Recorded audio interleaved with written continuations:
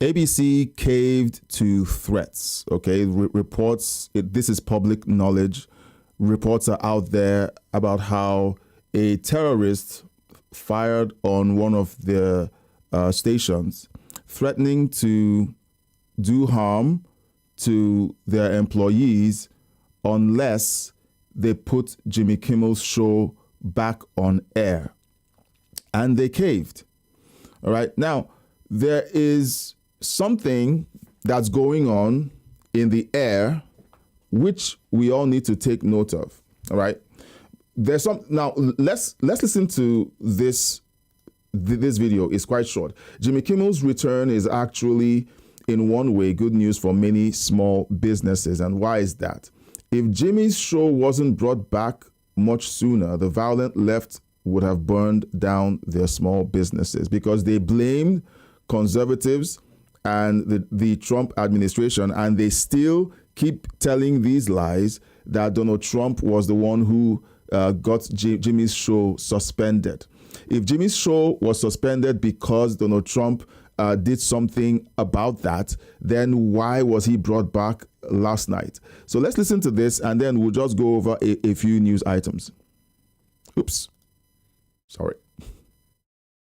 We were spot on, Trace, and Jimmy Kimmel's return is good news for small businesses all across this nation, as I think the liberals were prepared with their pitchforks to start rioting and looting some of these downtown major cities if we saw this vacation for Jimmy Kimmel continue any longer. I was actually rooting for ABC here. I thought that this was going to be finally their clean opportunity to wash their hands free of Jimmy Kimmel, who has been wasting them millions of dollars for the last decade. Yeah, so here we have a narrative, and the narrative is that it's okay when left-leaning people show their outrage by taking to the streets, burning down cities, and complaining in that way when something that they feel is a breach on their constitutional rights is being done. Meanwhile, the government did nothing of the sort. And you do have the news outlets still leaning into that narrative that the Trump administration had something to do with Jimmy Kimmel's cancellation. Now, let's listen to what actually happened to ABC, because they said that they put Jimmy Kimmel's show on ice, indefinitely, and then suddenly a week later they're back. What happened from that first announcement to him being back on air yesterday? Last night we heard that Jimmy Kimmel would be returning to the airwaves, except not on Sinclair broadcast stations. And everybody's wondering why. In fact, Al Jazeera has an article saying, what did Jimmy offer up? How is he getting his show back despite reportedly changing nothing? He's not going to apologize. That's the report we've got circling around. And he's going to issue his same statement criticizing MAGA. That's what we're hearing. So why get suspended for 5 days and then brought back?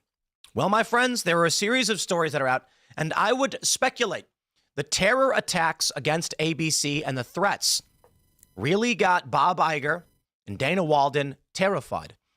I think that's an honest and fair assessment, because otherwise we have no real reason. Maybe we can speculate. Jimmy Kimmel offered a salary reduction? No idea. Maybe Jimmy Kimmel said, I'll tone down my... It's all speculation. We don't know.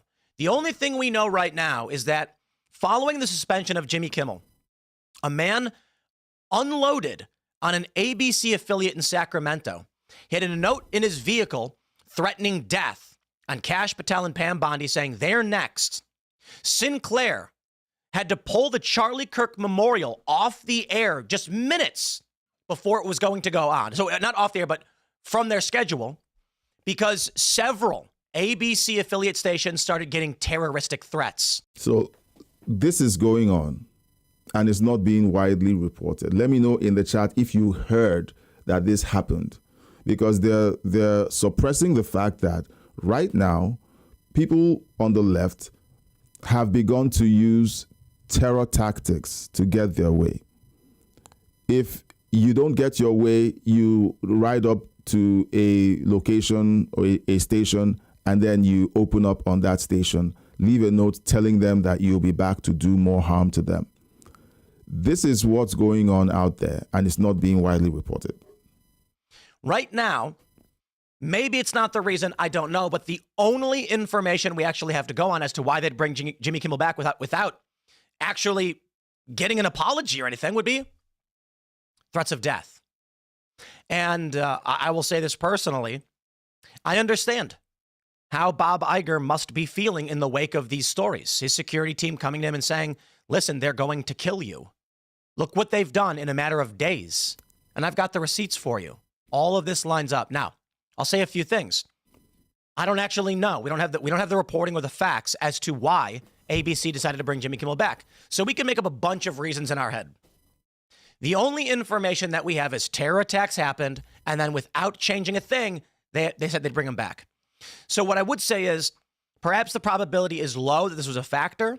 The terroristic threats forced Bob Iger and Dana Walden to give Jimmy his show back. But that's the only information we have to go off again. So everything else is speculation. The probability of this is probably low, but still significant. And it's Occam's razor. In the absence of evidence, the solution that makes the least amount of assumptions tends to be correct. So let me go through all of this and break down for you the terror attacks, why Jimmy Kimmel is likely coming back. Here's the story from CNN. Kimmel's show to return Tuesday, but Sinclair will continue to keep it off its ABC stations. They say not all of ABC affiliate stations will be carrying Jimmy Kimmel's comeback show. Sinclair, one of the country's biggest owners of local stations, said its ABC affiliates will preempt the show beginning Tuesday night. Discussions with ABC are ongoing as we evaluate the show's potential return. Sinclair's conservative owners condemned Kimmel last week and contributed to ABC parent Disney's decision to pull the show from the airways temporarily. The Kimmel controversy erupted after he said, quote, "The mega gang is desperately trying to characterize this kid who murdered Charlie Kirk as anything other than one of them and doing everything they can to score political points from it. In between the finger pointing, there was grieving." Now that's shockingly offensive because for the most part, that he's just pointing to some individuals that does not represent those mourning Charlie Kirk, and it implies the assassin was a Trump supporter. He's not. Now, I do think there's a lot of questions around what's going on with this assassin and this network, perhaps, though no one actually has any answers. There are questions over whether or not this shooter is actually the shooter, and that's for real. Yeah, so this is coming from Timcast IRL. Please head on over to the YouTube channel and subscribe. Let him know that I sent you. So Tim Pool is here reviewing reports connecting the restoration of Jimmy Kimmel's show to incidents leading up to it. It is clear that Jimmy Kimmel did not agree to apologize, and during his monologue last week, he was characterizing the reaction of certain members of the MAGA coalition to the entirety of people who stand up as conservatives, saying that people were trying to politicize it. The larger body of people who support or who loved Charlie Kirk weren't trying to make this thing about politics. It was about trying to make this thing about the world healing. How could someone get shot because you just disagreed with his point of view? Why is that something that is normal? And that's what Tim Pool is trying to clear up. And what I'll say to that is there are a lot of people coming out with conspiracies on this one. And I think the official story leans towards being the most correct, though we have questions. I think that's fair to say. On Wednesday, 2 days after the monologue aired, President Trump's close ally atop the FCC, Brendan Carr, publicly suggested Kimmel should be suspended and invoked the FCC's oversight of local TV stations. Let me just put it like this. Brendan Carr appeared on the Benny Johnson show and said, we can do it the easy way or the hard way. But you'd have to assume that Bob Iger was watching the Benny Johnson show a few hours before the decision came in. And so did the advertisers and so did the affiliates. So while I certainly think that played a role, I think it's silly to make the assumption the FCC was the principal reason. The reason why they're pointing that out while ignoring the actual reporting is because it gives them a political angle to go after Donald Trump. Well, my friends, I believe it was terrorism. Yep. Anti-Trump ABC shooter targeted Kash Patel and Pam Bondi. DOJ says, quote, They're next. Okay. And this wasn't the only one. We have this story, pull it up from the Post Millennial. Sinclair canceled airing tribute to Charlie Kirk after ABC stations got violent threats. Sinclair was facing local threats directed at specific local ABC stations resulting from the ABC suspension. It's the only thing that makes sense. Why would they give Jimmy his show back without an apology? Yeah. And yeah, he won't apologize. New York Post reporting he won't apologize for his comments. He's going to justify them. Interesting. Well, I think there's a fairly obvious reason. Now, first, I want to say, join us at timcast.com. Go there and go to timcast.com, click join us, link in the description below. Get in our Discord server, ladies and gentlemen, because we want to hear what you have to say, and we need you as a part of this community to help us break down the news, investigate the news, and just build community, because that's... Oh, yeah. And while he's doing that, please consider joining my membership. It's going to be linked in the description of this live stream or this video, or it's going to be pinned in the comment section. It helps us stay independent, helps us, keep the channel going. And we do appreciate it because it helps out a whole lot. What protects a nation. And if you really believe in this country, we have to come together. Whatever your opinions or ideas may be, people need to come together, especially now when the violence is escalating. We're going to need each other to have each other's backs, to put it simply. Timcast.com, click join us. But let's take a look. We've got some reactions. Colbert celebrating. Fox News railing against Jimmy Kimmel's return. And let's just break it down. Let's start with the ABC shooter from Mediaite. The anti-Trump gunman who fired several shots at a California ABC station left a handwritten note. He was targeting several other members of Trump's administration, including Pam Bondi, Cash, and Dan Bongino. Annabelle Hernandez-Santana, the 64-year-old suspected shooter, was arrested by the FBI on Saturday, one day after he opened fire on ABC 10 in Sacramento in a drive-by. He was released by the local authorities, What? and then the FBI came and arrested him. Insane. He was released? The DOJ on Monday said it found a note in his car. According to law enforcement, it said, "For hiding Epstein and ignoring red flags, do not support Patel, Bongino, and Bondi. They are next." The note comes after Variety reported over the weekend that Hernandez-Santana's X account contained a steady stream of anti-Trump commentary. Where is a good heart attack when we need it the most? Please join in my thoughts and prayers for the physical demise of our fearful leader. His attorney, Mark Reichel, told KCRA3 in Sacramento that Hernandez-Santana is being overly scrutinized because of his anti-Trump posts.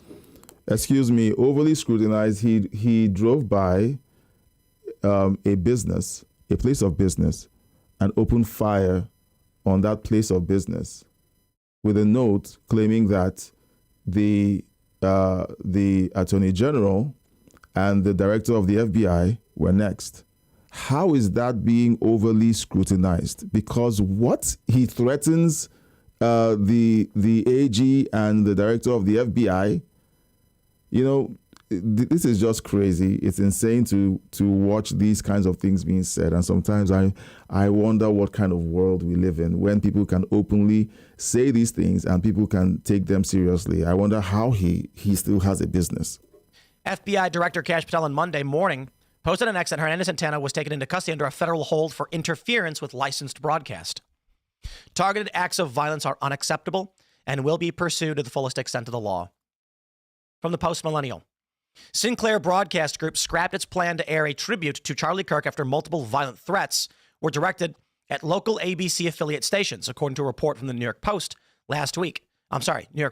Last week, Sinclair was set to air the special on its affiliate stations, but abruptly announced it was pulled and would be available via YouTube link. Now, I want to pull up the original reporting from the Wall Street Journal so we can break this down and I can give you my assessment. The late night host it says inside Disney's abrupt decision to suspend Jimmy Kimmel's show. The late night host wanted to address the firestorm over his remarks about Charlie Kirk's killing on Wednesday's show. Company leaders worried it would make it worse. They go on to say, advertisers and affiliates soon called the network expressing concern about Kimmel's show. Executives at Sinclair and Nexstar, owners of more than 60 stations, told network leaders after Carr's remarks they would indefinitely preempt the show. Kimmel had planned to address Carr's comments on his show Wednesday night, according to people familiar with the matter. Before his on-air appearance, Dana Walden, co-chair, spoke to the host about his plan, people said. After the conversation between Kimmel and Walden, she and other executives thought the Star's approach could make the situation worse. Executive also discussed staff safety, including threatening emails staff on Kimmel's show had received after Carr's remarks and the posting of some of the personal information on. Do left-leaning stations receive threatening emails from conservatives? Do conservatives ride up to their stations and open fire? You know, because this sets a dangerous precedent, okay? And I'm not saying that conservatives are going to do this. It's not part of our ethos. We don't think this way. But leftists think this way. If I threaten violence, I will get my way. This guy, this 65 or 63-year-old guy, rides up to ABC and opens fire on one of their substations. And then he says that the AG and the director of the FBI are next. He's released back, okay, by the local police and picked up by the FBI. And then his attorney says he's being overly scrutinized because he hates Trump. He opened fire on a station. How is that not grounds for being scrutinized? Okay? And then we're looking at this situation and asking, what if conservatives decided that they were going to do the same thing? They were going to start rolling up to leftist businesses, left-leaning businesses. And in order to have our way, we decided to do what the left does. How would the United States look? How would it look? Because I said it already, it sets a very dangerous precedent. And ABC has just rewarded that behavior. What if people on the other side decided, okay, I think this is the best way to communicate. What would the United States look like? And many people aren't asking this question, live, probably because it may be misconstrued or misinterpreted as a call to arms. It's not a call to arms. It's a question, because this is how you figure things out. You ask questions. If we make this decision, what would it mean down the road? And now the leftists know that if they riot and if they break things, throw a tantrum, they will get what they want. There's this video out there by a lady who has been responsible for training transgender individuals to be militant. She's from Iran, I think, and she mentioned that the violent rioting that they had a few years back was responsible for giving trans people rights. And so because that precedent was already set, she's mentioning it and saying, okay, we're going to escalate. We're going to start learning how to use guns. Okay? She trains a militant arm of the trans movement. And of course, we know that the shooter who assassinated Charlie Kirk was in a relationship with someone who was in the process of transitioning. So when you reward bad behaviors, you're going to get more bad behavior. And what we're not hearing in the news is the alarm that ABC rewarded this. What if other people begin to do this in order to get their way? Line. Now, I want to pull up the Hollywood Reporter. I believe this is the story. I know I've covered this quite a bit, but for the context in this segment, I think it's important that we include this. So this is the reporting from the Hollywood Reporter. Quote, when asked by the Hollywood Reporter, the source said Kimmel was not planning on apologizing. He felt that what he had said did not require an apology. Okay, so here's what we do know. ABC executives feared for the safety of their staff and were concerned what Jimmy Kimmel was going to say would make the situation worse, which was outrage from advertisers and affiliates. This does include an angle on the FCC that Brendan Carr said we could do this the easy way or the hard way. However, The comments by Brendan Carr were specifically about false information. Yep. If Jimmy Kimmel was going to come out and criticize or insult MAGA while acknowledging he was wrong, then the FCC angle doesn't play as much of a role, but we don't know for sure. So I think it's fair to assume the FCC did play a role in this, not directly, though. Brendan Carr, there's no reporting suggesting he made any phone calls or made any threatening statements directly to these individuals. It was just that he had made a comment on Benny's show. Jimmy Kimmel was seemingly going to go after him, which would inflame the tensions that advertisers, again, completely unrelated to the FCC, because advertisers, I mean, they're all regulated to a certain degree, but advertisers make commercials. What do they care? The concern here, obviously, for advertisers and affiliates was that it was going to affect their bottom line because he said things that were not true, and it shocked the conscience of this country. True. We live in a world right now where on the media,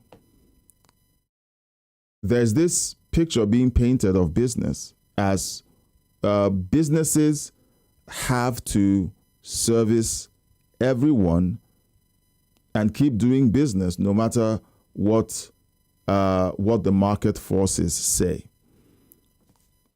You know, and that is a mindset that socialists have. They have a socialist worldview that says market forces don't exist. Businesses have to keep going because they simply get their money from the ether. Okay, and that's why they believe in government-run businesses. They believe that the government should run businesses, the government should run everything so that prices can be controlled artificially and everyone can have an affordable life. What they don't know is that when the government starts regulating prices of everything, it also comes down to how much you earn individually. The quality of life in socialist and communist countries is not great because people who live and work in those countries don't earn enough to even have the kind of life they would really want. Everything is regulated. And even if you did have the money to get what you want, there's shortage because when you have businesses that are government run, I mean, which government operation have you come across that runs excellently well? Which one? All right. The DMV, the post office, which one? So imagine if everything was, government-run supermarkets. Okay, it doesn't work. So mainstream media gives off this thing that Nexstar and Sinclair, should not have the right to pull Jimmy Kimmel's show off the air, and that's very inaccurate because what would happen is the advertisers would go away. Nexstar and Sinclair would not be making money. The ABC will be transferring their loss over to Sinclair and Nexstar. Okay, so that's not going to happen. But hey, they're going to be blamed nonetheless for taking Jimmy Kimmel's show off the air because you're trying to cancel him. Comedian Jeff Dye made a great point on Piers Morgan the other day. Imagine if Jimmy Kimmel came out after George Floyd died and said something like, well, stop resisting arrest and doing drugs. This country was at the worst riots it's seen in 50 years. He'd have been fired in 2 seconds. Where are we now? Well, again, I will stress safety of staff members due to threats. Okay. I'm going to say it like this. Right now, the reporting is that Jimmy Kimmel will return, but will not apologize. The New York Post says, Jimmy Kimmel will be back on Tuesday, but the country's largest owner of its local affiliate stations won't air his show as he still refuses to apologize for his incendiary false claim about Charlie Kirk's alleged killer. The $15 million per year ABC late-night host negotiated his return to the airwaves directly with Bob Iger and Dana Walden, sources with knowledge of the situation told the Post. Kimmel will address the controversy during his monologue on Tuesday, though he will stop short of apologizing. Okay, so what do we know? Advertisers and affiliates were angry. Jimmy Kimmel was not going to apologize. The executives thought this could inflame tensions, make things worse, and they feared for the safety of their staff, so they pulled the show. It seems like the threats they're suggesting Came from the right, actually. Hmm. I don't know who would threaten staff over Jimmy Kimmel's comments about MAGA or whatever. Well, the left decided to actively follow through. And now we are at a crossroads in this country with not just this story, but the story about Donald Trump designating Antifa a terrorist organization. If Jimmy Kimmel is not apologizing, the reporting we have right now, I will lay it out and we'll do the math. Jimmy Kimmel will return. He will not apologize. It does not seem there is any reporting suggesting any kind of mea culpa or something to, let's just say, alter the concerns of the ABC executives. However, we do know they also feared for the safety of their staff. With the terroristic shooting, the terror attack on the ABC station, as well as the reported terror threats against many other ABC affiliates, the only fact-based motivation we could discern right now is that fearing for the safety of their staff, active terror attacks and threats are much more so than threats over email. It seems like Bob Iger and Dana Walden, fearing for the safety of their staff and themselves, are caving to the mob and returning Jimmy Kimmel solely for that reason. Because Yeah, so Jimmy Kimmel is back on air because of terror threats. And like I said, that sets a dangerous precedent. Now, we're going to be skipping over to talking about stuff in my X feed. And I will be going over several things. One, we just got something in my feed about Google. Here's what Elon just posted. Elon says, well done. Big win for freedom. Google admits censorship under Biden. For my friends out there who routinely accuse the Trump administration of censoring Jimmy Kimmel, but are silent as lambs to this report, I'm going to read it out to you. And please don't close your ears and say la la la la la la la la. Okay, just listen. Right, Google admits censorship under Biden and promises to end bans of YouTube accounts of thousands of Americans censored for political speech. Google was directed by the Biden administration to censor thousands of Americans. All right. You look at Jimmy Kimmel. Oh, outrage. He was, suspended. It was Trump's fault. Here we have thousands of counts of censorship by Google because of pressure from the Biden administration. Today, thanks to the oversight chairman, Jim Jordan, Google commits to offer all creators previously kicked off YouTube due to political speech violations on topics such as COVID-19 and elections an opportunity to return to the platform. Google also admitted the following to the House Judiciary Committee. The Biden administration pressured Google to censor Americans and remove content that did not violate YouTube's policies. Excuse me. Now it's censorship, okay? It's censorship. What were YouTube's policies? They were not YouTube's policies. The government told them to make those a policy. The Biden administration's censorship pressure was unacceptable and wrong. Public debate should never come at the expense of relying authorities. I don't understand what that means. At the expense of relying authorities. Please let me know in the chat what that means. The company will never use third-party fact checkers. Okay, third-party fact checkers usually are populated by people of a certain political affiliation, and they would always fact check in favor of their political affiliation. Okay. And 5, Europe's censorship laws target American companies and threaten American speech, including the removal of lawful content. These major admissions come after Chairman Jordan's subpoena to Google and a years-long investigation into the company. All right. This is massive. It's massive. And let's look at what the comment section is saying. Let's see. Can we go into the comment section?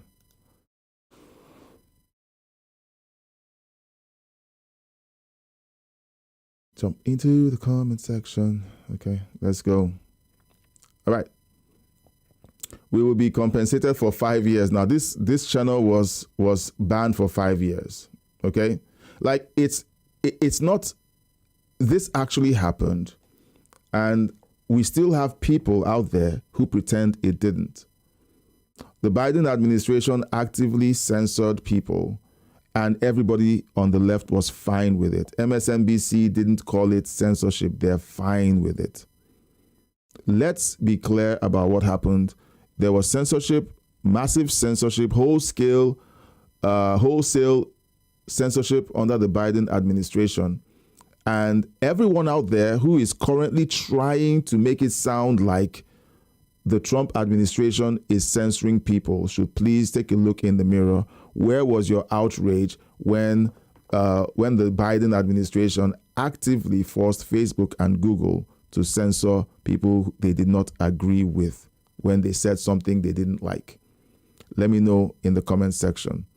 Thanks for watching this long. Okay, if you watch to the end of this segment, you're a super fan. Please consider sending a donation to this video or joining the membership and being a closer part with the channel. The link to joining the membership is in the description of the video and pinned in the comments. So please consider doing that. It helps us stay independent.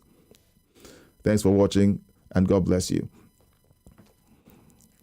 Now, if you're watching live right now, I am I'm reporting on what I find in my feed, and I am at the same time creating content for the channel.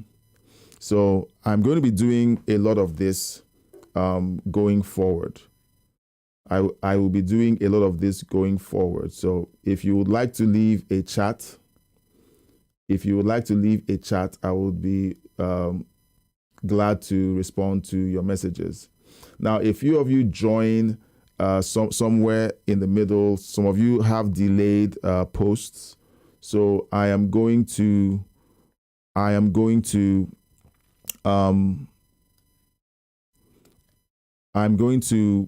be careful with responding to comments because I need to know which timestamp is in question.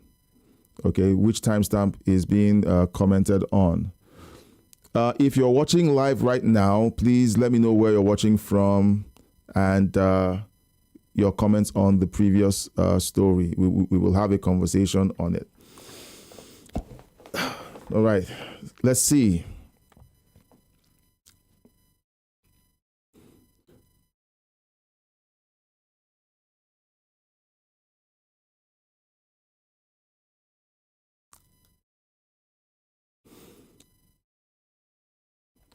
All right, in this video, we're going to be reviewing or reacting to this video by John Stossel. Please head on over to his channels and follow and subscribe and let him know that I sent you over. It is titled, "Why Does Socialism Fail?" And I want us to listen to this because I have tried to kind of paint a picture about this, but sadly, I do a bad job of doing it because I'm doing it off the cuff. And I don't want to sound like I'm an authority on socialism. And I just want to give you my observations and my thoughts on things that I've heard and listened to over the years. So I'm going to play this and we're going to be reacting to it. And you let me know your thoughts in the comment section or in the chat. So let's jump into it.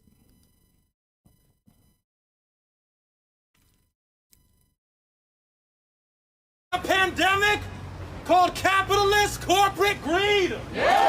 People eagerly find fault with capitalism. If capitalism works, if this is the best we got, why does it seem to give such a raw deal? A raw deal?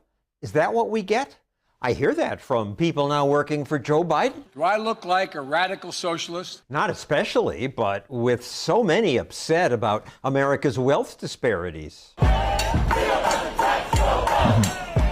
It's time to take a closer look at the socialism these people want. This is class war! We are committed to transforming our society into one based on freedom, equality, and solidarity. The belief that socialism will bring that is why it's now as popular as capitalism among young people. Another big reason is, oddly, this 90-year-old, linguist Noam Chomsky. Students study his work in class, and colleges pay him up to $30,000 to speak. Thanks very much. Yet for generations, Chomsky misled students by calling capitalism a grotesque catastrophe. I thought the fall of Soviet communism would put an end to such nonsense. Surely everyone would now see the catastrophe is socialism. Yeah, and the thing is that when people don't learn how to think for themselves, someone will do the thinking for them. And when you see what's going on around you, as far back as the 80s, how old was I in 1989? I must have been 12 years old, in 1989.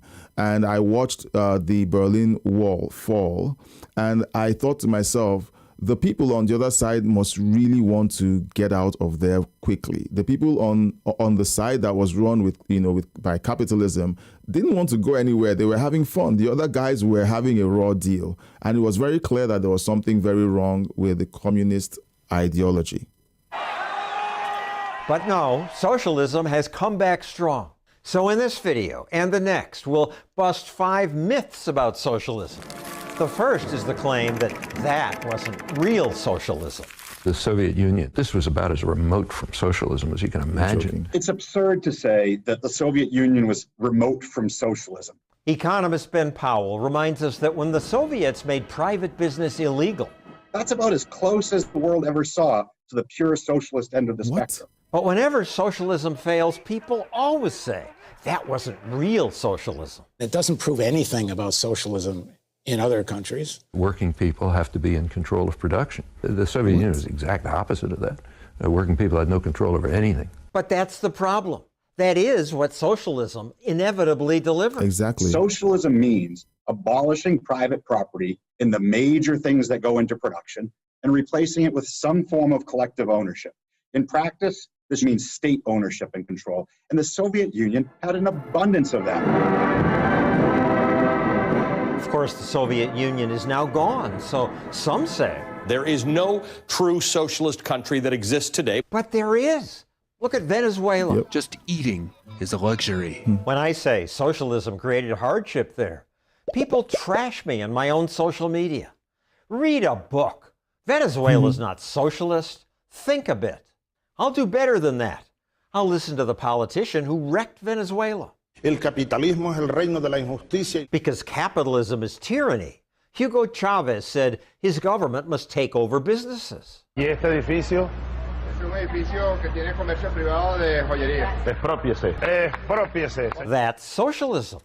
The socialists turned the richest country in Latin America, the nation with the biggest oil reserves in the world, into the poorest country. But it's not clear that that crisis has anything to do with their socialist policies. That's myth two. Venezuela's failure has little to do with socialism and a lot to do with poor governance. Some of Chavez's programs could have been sustainable if he pursued a sound economic policy. Oh my goodness. Yeah, some of his policies could be sustainable if he had a sound economic policy called capitalism. Why does it have to be capitalism? Oliver is saying if he just managed it better. It's a story about epic mismanagement. Or here's how Al Jazeera puts it. Economic policies have failed to adjust to reality. That's the nature of socialism, is for their economic policies to fail to adjust to reality. Are you following this line of thought where socialism is implemented, and because socialism is built to fail, it's not real socialism when it eventually fails? The Soviet Union had over 70 years to do their real socialism, and they failed at it. China tried it for over 70 years, and finally they had to borrow some capitalist practices in order not to end up with a revolution like Russia did, because they saw Russia fail and they said to themselves, well, we have to do something about making sure the people don't get angry and discontent and kick us out of power. So watching all of these people twist around and try to make it sound like socialism was never really tried is hilarious to watch. Because economic reality is evolving every day. It's millions of decentralized entrepreneurs and consumers who are making fine-tuning adjustments to this. In our capitalist society, when COVID hit, what did we start seeing? Millions of entrepreneurs adjusting without government orders of how to deliver their products and services. Servers have switched roles to delivery drivers, while bartenders have turned into sales reps. Restaurants installed the heat lamps, expanded patios, did delivery. Although reporters complained about the absence of federal direction, no central authority could possibly direct all these individual adjustments in thousands of different places. Which is the power of capitalism. If you read the book on economics by Thomas Sowell, he explains how no government has the ability to track and to manage all the millions of microtransactions that happens in an economy, that any government that attempts to do that will inadvertently fail. And he broke down why the Russian state failed at managing the economy itself by trying to do price control and everything that you need to run a thriving economy. They failed at it because it's impossible to do in a socialist environment. In fact, federal direction would have prevented all that. In a market economy, the great thing is everybody's little adjustments gets tested and we get to see what works. Blockbuster was great, but then people were offered something better. TV shows and movies at your command. By contrast, in a socialist economy, you get a one-size-fits-all adjustment, yep. And you miss out on this learning process where some entrepreneurs copy others when they see things successful, and they stop doing it when it's not. Yeah. For example, East Germany's socialist planners pushed these Trabants. Bequem für 4 Erwachsene. They said the cars were great. Wendig. Schnell. But it was a terrible car. Hard to drive, and it spewed pollution. Wow. Even when West Germans were building Volkswagens, BMWs, and Porsches, East Germans were stuck with Trabants. In a socialist economy, every one of the minor adjustments needs to be commanded. Yeah. One mind who has to know all of those teeny adjustments, communicate it down, and get everybody to do the right thing. That's impossible. No government department can manage millions of individual decisions and prices. Yeah. The book by Thomas Sowell is Basic Economics. Okay, so get it on Audible. If you need a link to the book, you can request it in the chat or in the comments, and I'll send it to you. Just say book in the comment section, and I'll send you the link to that book. It's an amazing read, but it has some heft, but it gives you an understanding of why capitalism works and why socialism is destined to fail. When they try, shortages occur and money loses value. If you work the whole month, you can buy one hamburger. What? Here's another excuse for Venezuela's failure. Oil prices plummeted in 2014, and Maduro failed to adjust. Vox made this video called The Collapse of Venezuela Explained. In the whole video, they never mention socialism once. They blame falling oil prices. The oil price is a complete distraction. There's plenty of countries around the world that depend on oil revenue. When oil prices went down, the people there didn't start losing weight. That just happened in Venezuela. Finally, some people respond to my videos by saying people in Venezuela and Cuba struggle not because of socialism, but because of our sanctions and embargo. Yeah, they accuse America of not allowing socialism to work, that America interferes with countries that are trying to make socialism work, and that's not true. They certainly don't help the people, but it's an afterthought as a reason for their suffering. In Cuba, they drive around 1950s U.S. cars, but we don't have a blockade on them. There's no U.S. Navy destroyers preventing Kia, Fiat, or whoever else around the world from sending them cars. The reason for their suffering is they have an economic system that can't deliver. In our next video, more myths about socialism, like progressives claim that democratic socialism is different. The key word for them, democratic. Democratic socialism is your kid's public school. All right, so that's the end of this first part of the video. I'll find the second part and I'll do another reaction to that video. But, you know, it is interesting to listen to people with millions of dollars. With millions of dollars, they make millions of dollars, and they claim that things are bad. They claim that things are bad. The talking heads on MSNBC, CNN, mainstream media who tout that, you know, capitalism is bad and that democratic socialism is amazing, trying to connect the Democrat Party to socialism to attract those in the fringes. Look, socialism is a bad idea, and anyone that's pushing for it is asking for trouble. Everyone in these socialist countries at one point thought that it was a good idea until they started suffering because of socialism. And of course, there's the classic deflection that you know, America is interfering with our socialist experiment because they don't want it to work. Because if it works, it's going to show them off or show them out as being evil, and the system that they're running, you know, evil. It is just yet another distraction from what actually goes on in socialist countries and how bad socialism really is. Thanks for watching. If you watched this long, I consider you a super fan. Please consider subscribing, liking, and sharing the video. And if you can, please donate to this video if you enjoyed it by leaving a super thank. And if you want to connect with us closer, we have a membership. The link in the description of this video or pinned comment will help you see the perks and make the link to join available to you. Thank you so much for watching, and I'll see you on the next one. And until next time, God bless you.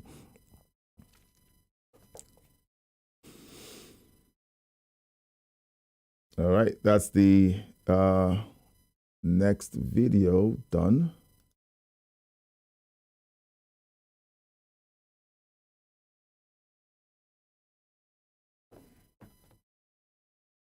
All right, I might do, should I do the next video?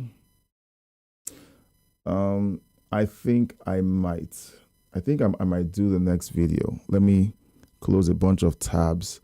I really enjoy Jimmy Kimmel Live. Okay. I really enjoy watching Nerdrotic. I enjoy watching Nerdrotic.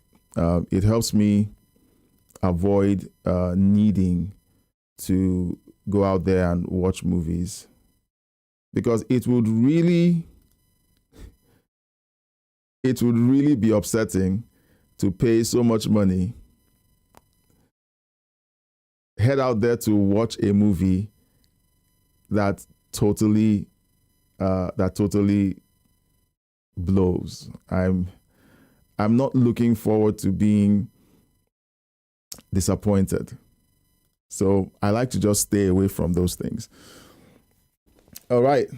All right, we're at the 12 o'clock hour. And I'm thinking, should I go ahead and should I go ahead and react to the second video? You guys watching, please leave a chat. I might be moving over to I might be moving over to the portion of this live stream where I edit the videos while talking with you. All right, so that might be the next thing. Now,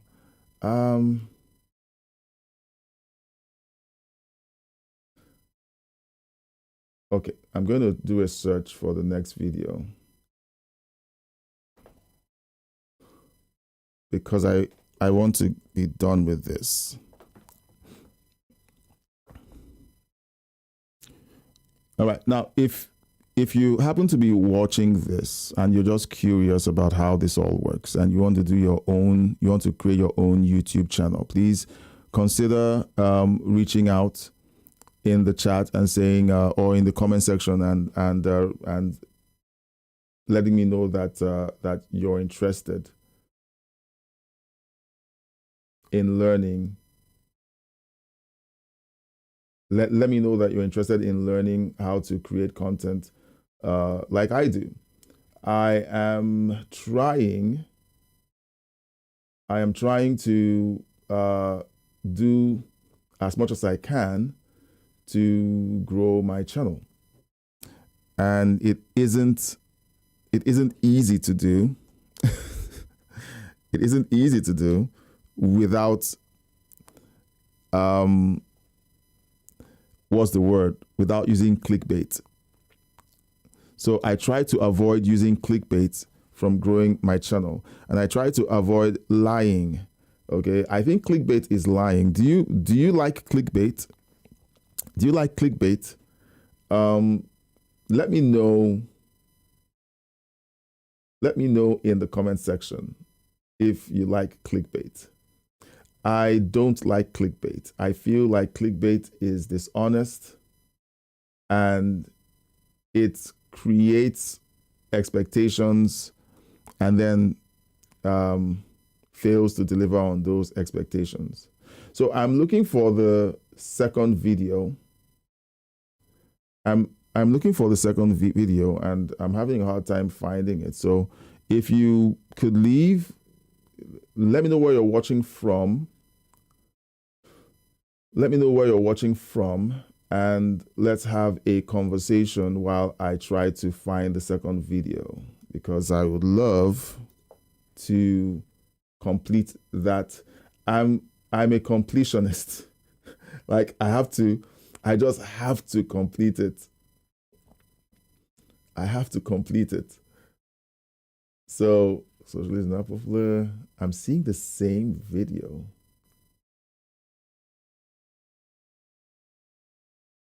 Oh, geez. Anyway, John Stossel does great videos. I wish I could create, videos like this, edited to the gills and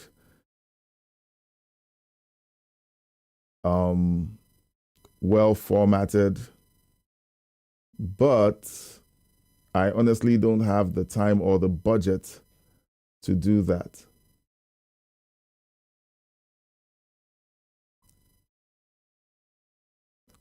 I don't have the time or the budget to do that.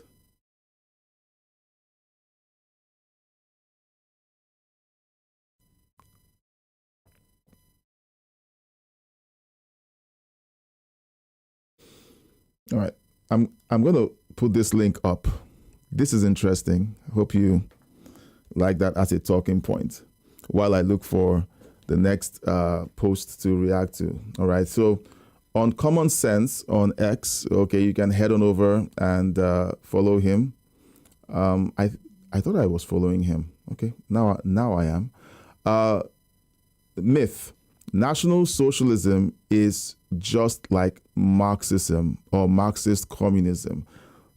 But the fact is they are completely different systems. National Socialism does nationalize parts of the economy and abolishes usury, but it does not completely eliminate individual earning power or property. The results speak for themselves. National Socialist Germany, the Nazi, restored order, made Germany a superpower within a few short years, and lifted millions from unemployment while communist Russia languished. Okay. I'm wondering.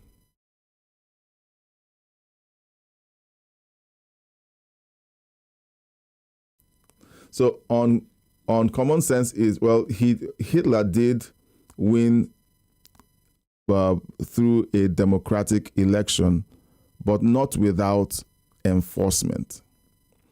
Okay. They had was it the black shirts or the brown shirts? This was the militant arm of the Nazi party. And their job was to attack and terrorize political opponents. All right. You've heard of Kristallnacht. That's the night of broken glass. It was the brown shirts. I think it's the brown shirts. Okay.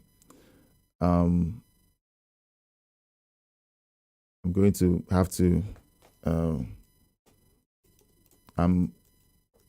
Brown shirts or black shirts. I have to get my facts right.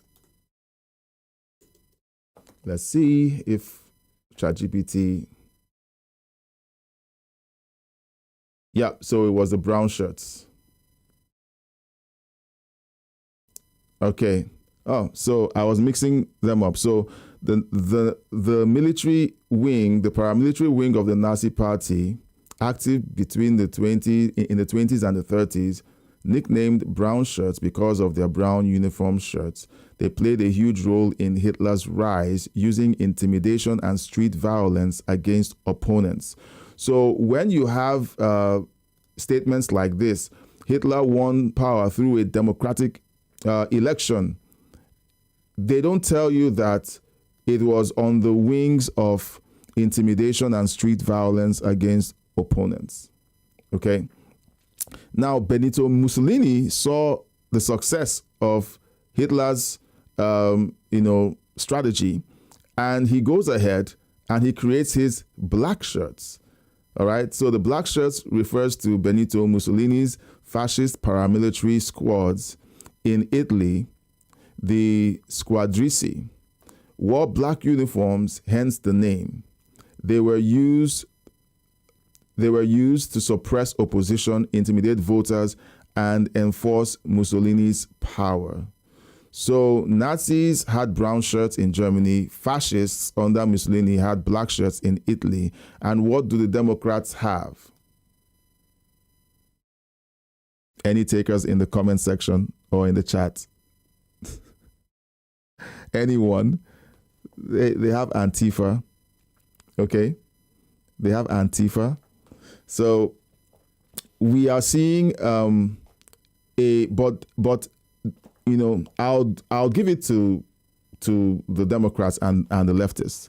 They understand that these strategies have been observed by the world in history.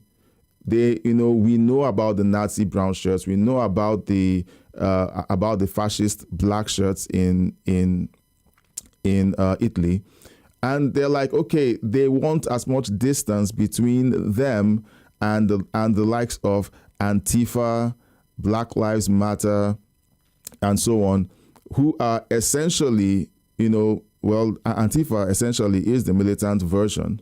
These are the ones who go out there to intimidate Trump voters and Trump supporters at rallies, who go out on the street to intimidate people wearing MAGA hats and doing MAGA rallies themselves. This is nothing short of the same tactic used by the Nazi Party in Germany and the Fascist Party in Italy. So when you pay attention to history, you see how these things play out in real time.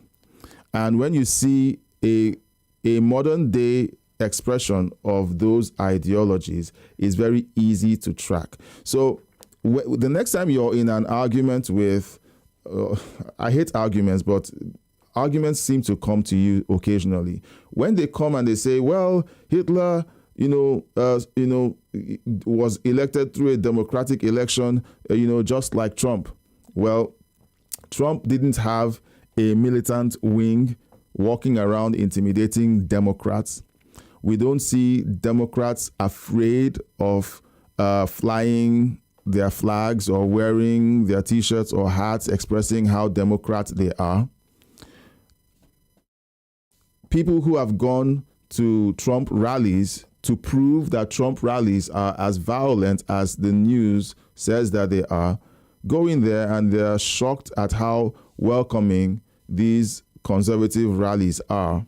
But when a conservative wearing a Trump hat goes to a Democrat rally, the vitriol and the rejection that they face and potential violence is palpable.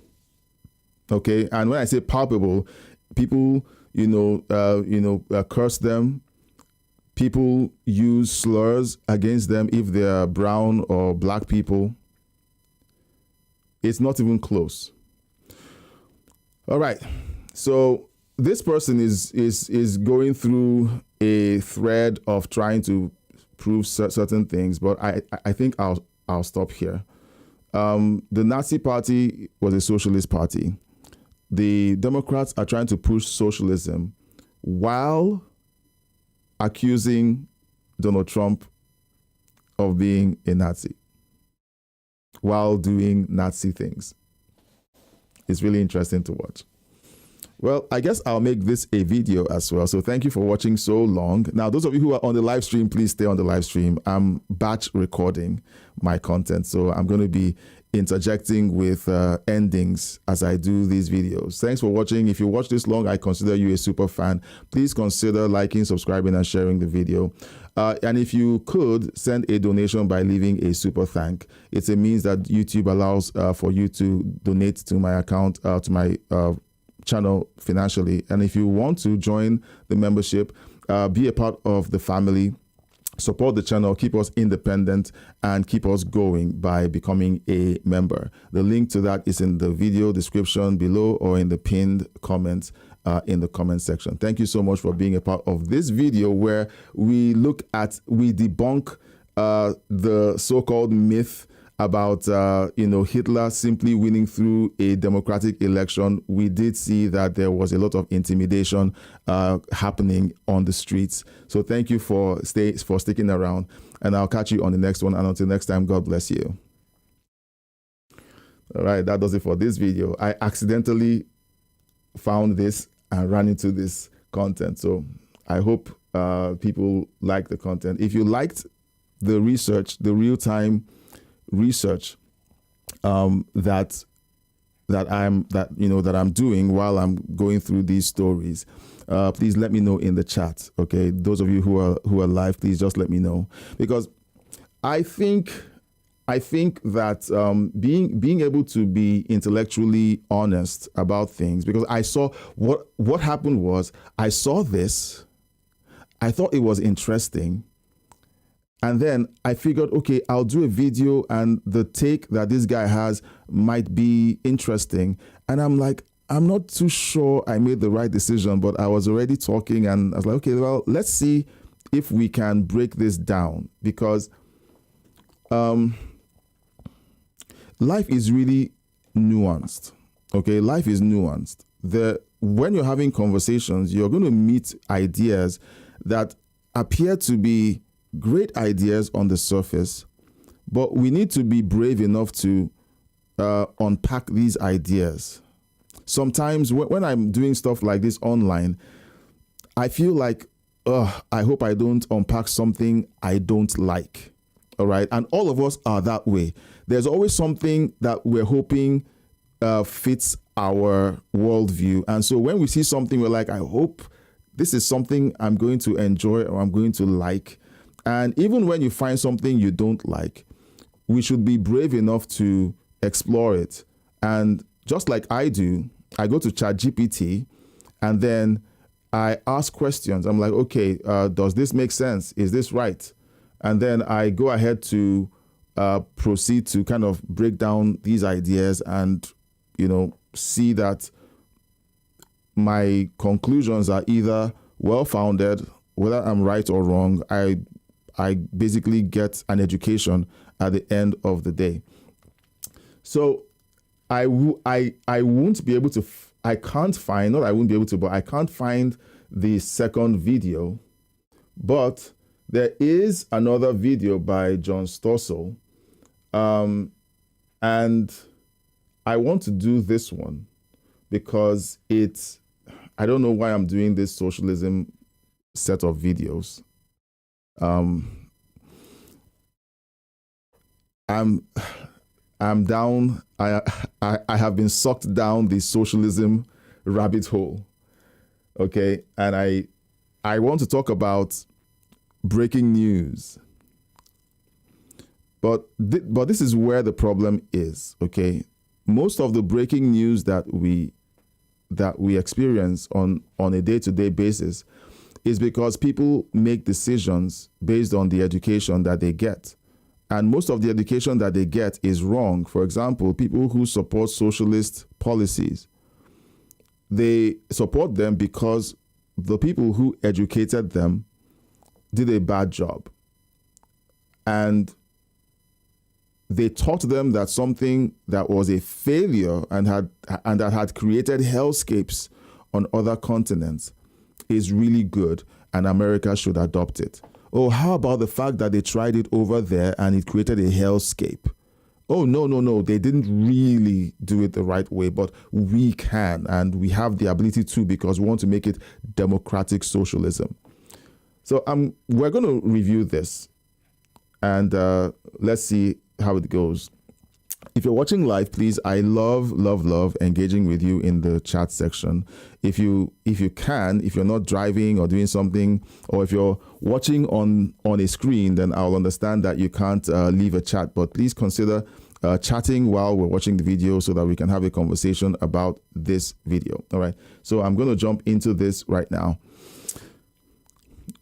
Right. The internet is filled with economically illiterate people who make crazy claims like socialism works better than capitalism 93% of the time. 93%? Give me a break. That and other socialist lies fact-checked here. And this is coming from John Stossel. If you're hearing about him for the first time, please head on over to X to follow him on X and his YouTube channel. Please consider subscribing to his channel and let him know that I sent you. Now we're going to react to this video and see what we learn. Socialism. Socialism is the way forward. Socialism is popular. In recent years, more than a third of American adults said they view socialism positively. Why? Maybe because social media is filled with economically illiterate people saying things like, socialism is working better than capitalism 93% of the time. 93% of the time? Where does she get that? Well, I asked Stossel TV producer Christine Tokarev to investigate. She got it from this study, published in the Journal of Health Services 40 years ago. But its Marxist authors conveniently exclude high-income countries, like the US, Japan, Canada, in fact, all the biggest capitalist countries. They compare socialist countries to allegedly capitalist countries like these, some of which were at war. Based on that, she says, we have all the data showing that socialism does work. And that is the sad thing, because when they tell you that they have the data, like when you watch mainstream media and they tell you how the data or the facts are, and when you look at the facts that they're using, these are doctored facts, doctored polls, and they tell the audience that these things are real. And you know what? Many people believe them. Look, when you hear things like the data says, the facts say, always jump on over to tools like ChatGPT, Google, do extensive research. I like to do, deep research using AI, but I also like to step outside of AI and read books. Okay, like Understanding Economics Basic Economics by Tom Sowell. If you're listening to this and you want to read what Tom Sowell has to say about basic economics and how communism failed at growing a thriving economy, like capitalists have in their countries, please let me know in the comment section by leaving the comment book in the comment section or in the chat, and I'll send you the link to the book. That, she says, we have all the data showing that socialism does work. Madeline Pendleton is a TikTok star with more than 1 million subscribers. What do I like about communism? She celebrates communism, too. Mostly the increased life expectancy. What? But there's no increased life expectancy. People live longest in capitalist places like Japan and South Korea. Even in the United States, where more people die young because we drive more. And so we have more car accidents. We eat more and get fat. Have mac and cheese on your hamburger. Which is a fact. And when you tell people like, these are the factors that create these realities, they get offended. It is mac and cheese. Jeez. We shoot each other more often, and we take more dangerous drugs. Yet we still live longer than people in China. But socialism is also better, says Pendleton, because of the 90 to 100% home ownership rates. 100%? That's just silly. China, if you believe their statistics, does have almost 90% home ownership.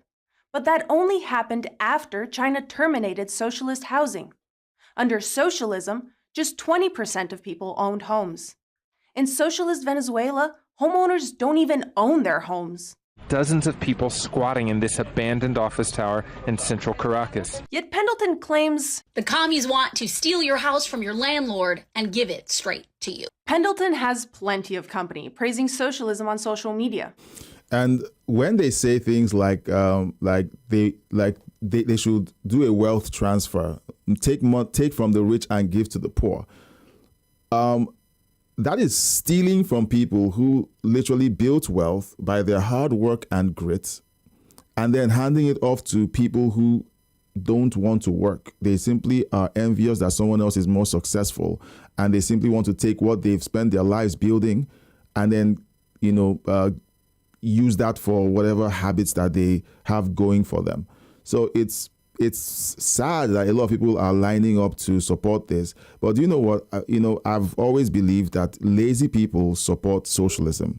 This YouTuber with almost 2 million subscribers tells people why you should be a socialist. The guaranteed right to healthcare, food, and shelter. It's true, socialism promises free healthcare, food, and shelter.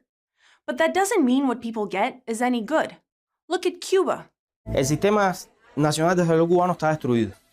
Los hospitales abarrotados, la gente muriéndose en los pasillos.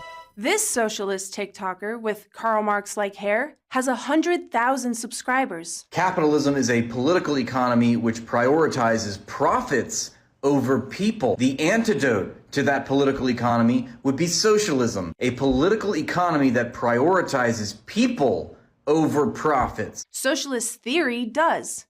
But again and again, what people get is misery. You would be subjected to backbreaking labor, brutality, starvation, countless millions of deaths, and the worst man-made famine in human history. Yep. Yet a man calling himself spooky, scary socialist gets almost 2 million views saying, communism did work. It provided essential services like full employment, rough income inequality. How can these people be so deluded? Because they've been misinformed by their college professors. All right. And they've also been misinformed by other social media influencers just like them, telling them that socialism actually worked. I'm eager to hear what they'll say when John interviews them. They tell millions of people the central idea that unites all socialists is maximizing freedom, a more dignified life, and the democratization of power. Democratization? Like in China? Here, there's just one party, and its leader made himself president for life. Every socialist economy has failed. Venezuela was once the richest country in South America. Now, there are food shortages. More and more people reduce to eating from the rubbish. Socialism just doesn't work. Seemed to work in Vietnam really great, actually. So says this TikTok socialist. But what finally worked in Vietnam was free markets. Before Vietnam embraced capitalism, people went hungry. The country depended on handouts. All right, so this video was made, let me see, it was posted. When was this? This year, February of this year. I'm going to ask ChatGPT, okay, about Vietnam. Is Vietnam socialist or capitalist? Okay, I want to find out because, of course, there will be nuances. Okay, it has both socialist and capitalist features. All right. The socialist side, the Communist Party of Vietnam is the only legal political party and guides the country's direction, just like in China. The state owns key industries like energy, banking, and telecommunications. The government emphasizes collective goals such as poverty reduction and social equality. Capitalist side of Vietnam. Since the Doi Moi reforms in 1986, Vietnam has allowed private businesses and foreign investment. That's the capitalist side. Most small and medium businesses are privately owned.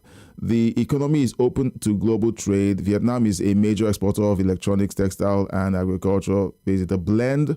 So this is just about the same thing that China did. So there's the capitalist side, which is thriving and helping the socialist side stay relevant. And that's why when people talk about how socialism is working in certain countries, they conveniently leave out the fact that the parts of the countries that work are the parts that are driven by capitalist activities. Then Vietnam legalized capitalism and freed the private sector. The TikTokers make the same mistake about China. Socialism worked in China. China eradicated extreme poverty. Wrong again. When China banned capitalism, millions died. Yep. Those who didn't get on with the leader of the production team or those who disobeyed his orders were starved to death. It was only after campaigns like the Great Leap Forward and the Cultural Revolution had killed tens of millions of people that China's leaders reversed course, embracing capitalism and encouraging private business. Only then did average incomes in China rise. But socialism's promoters still say, you don't need capitalism or profit. Innovation can flourish even when people are not motivated by profit. Are you joking? The USSR gave the world the anthrax vaccine. I'll tell you that the reason why I'm motivated to sit here, stream and record and edit for hours and hours on end every day is because I am motivated to do so. Right? I want the channel to grow and become financially viable and help me pay my bills. That's my motivation, okay, behind my motivation to create content that is useful to you watching and eventually my kids. So to simply say that there is the motivation, that motivation shouldn't be coming from profit, that is being ignorant and very naive. Artificial satellites and one of the earliest mobile phones. Do you know the sad thing? These people live in a capitalist country, benefit from capitalist-run infrastructure. They benefit from companies who, through capitalism, have been able to innovate and create the technology that they use to say the things that they say on the internet while claiming that capitalism has failed. The cognitive dissonance, or let's just call it lying, because you can't be this guy. Okay, so are this guy's videos monetized? Are his videos monetized? If his videos are monetized, if he's getting paid by advertisers to put their products on his channel, he's a capitalist. So why is he being a capitalist while decrying capitalism? He should turn off the monetization on his channel. He wouldn't be able to afford the lighting, the editing, the hair, the clothes without capitalism. It's really that simple. Can flourish even when people are not motivated by profit. The USSR gave the world the anthrax vaccine, artificial satellites, and one of the earliest mobile phones. That's true, but do any of you have a socialist-made phone today? The West has just created so much more. The socialists say, ownership should be collective. But every attempt, anywhere, at collective ownership has failed. In America, people tried that 200 years ago. In New Harmony, Indiana, private property was abolished. The result, as with similar attempts, was famine. No matter how many views these propagandists get, the fact is, socialism fails. So I didn't know about that story of the commune in Indiana. That was interesting to learn. When you have these micro experiments and they fail catastrophically, and people simply conveniently ignore that these things actually happened, it's disturbing, because it's like no matter what evidence you show these people, they continue to believe that their idea has merit. I used to believe, that I would love to run everything with solar energy. I have since come to think to myself that is not going to work. And I have accepted the fact that it isn't something that I want to do just yet until the technology is great. So here's my foray into trying solar energy. I first of all got an inverter. First thing I did, I got an inverter. I got a battery, and then I began to run my computer and stuff that I used on battery power. What happened after a couple of months was a cautionary tale for me, because the battery I was using got overloaded, and then it began to spew fumes into the house. And if I didn't get rid of that inverter, someone would have gotten a serious long situation or long breathing problem, because they were breathing in acidic fumes from the batteries. Okay, so I'm not saying that happens all the time, but many of these things, many of these technologies have adverse effects on the environment, on health, and the technology isn't there yet. So while we're working on these alternative energy sources, we need to be humble enough to say, look, it's not there yet. When it is, then we'll start using it. I just had to throw that in. So what do these popular socialists say in response to these inconvenient facts? Sadly, I can't show you. We invited them to come here and make their points to you. Not one would. Socialism stays winning. The bottom line is that incentives matter. Nobody washes a rental car because most people don't care a lot about what belongs to everyone. Yeah. It's just human nature. Capitalism isn't perfect. But if we really want a better future and freedom, capitalism, not socialism, is the way to get those things. Yep. All right. Give me a sec. I need to talk to my wife. Hello, sweetie. Hey, what's up? Oh, well, it's good.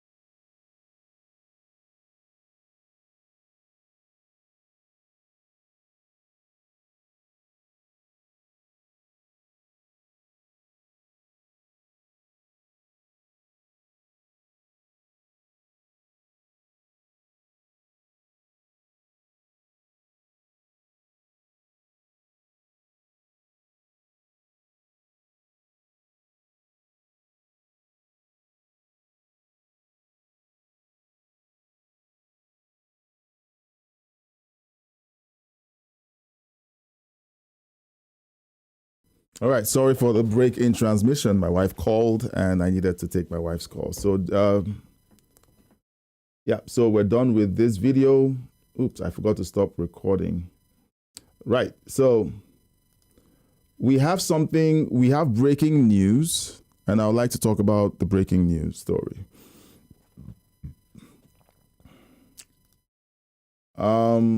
Let's see, breaking news story. There's an active shooter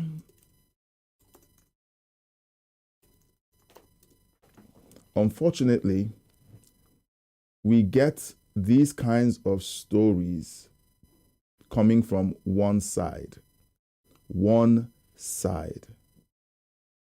And left-leaning voices and media want us to believe that these kinds of violent activities come from the conservatives.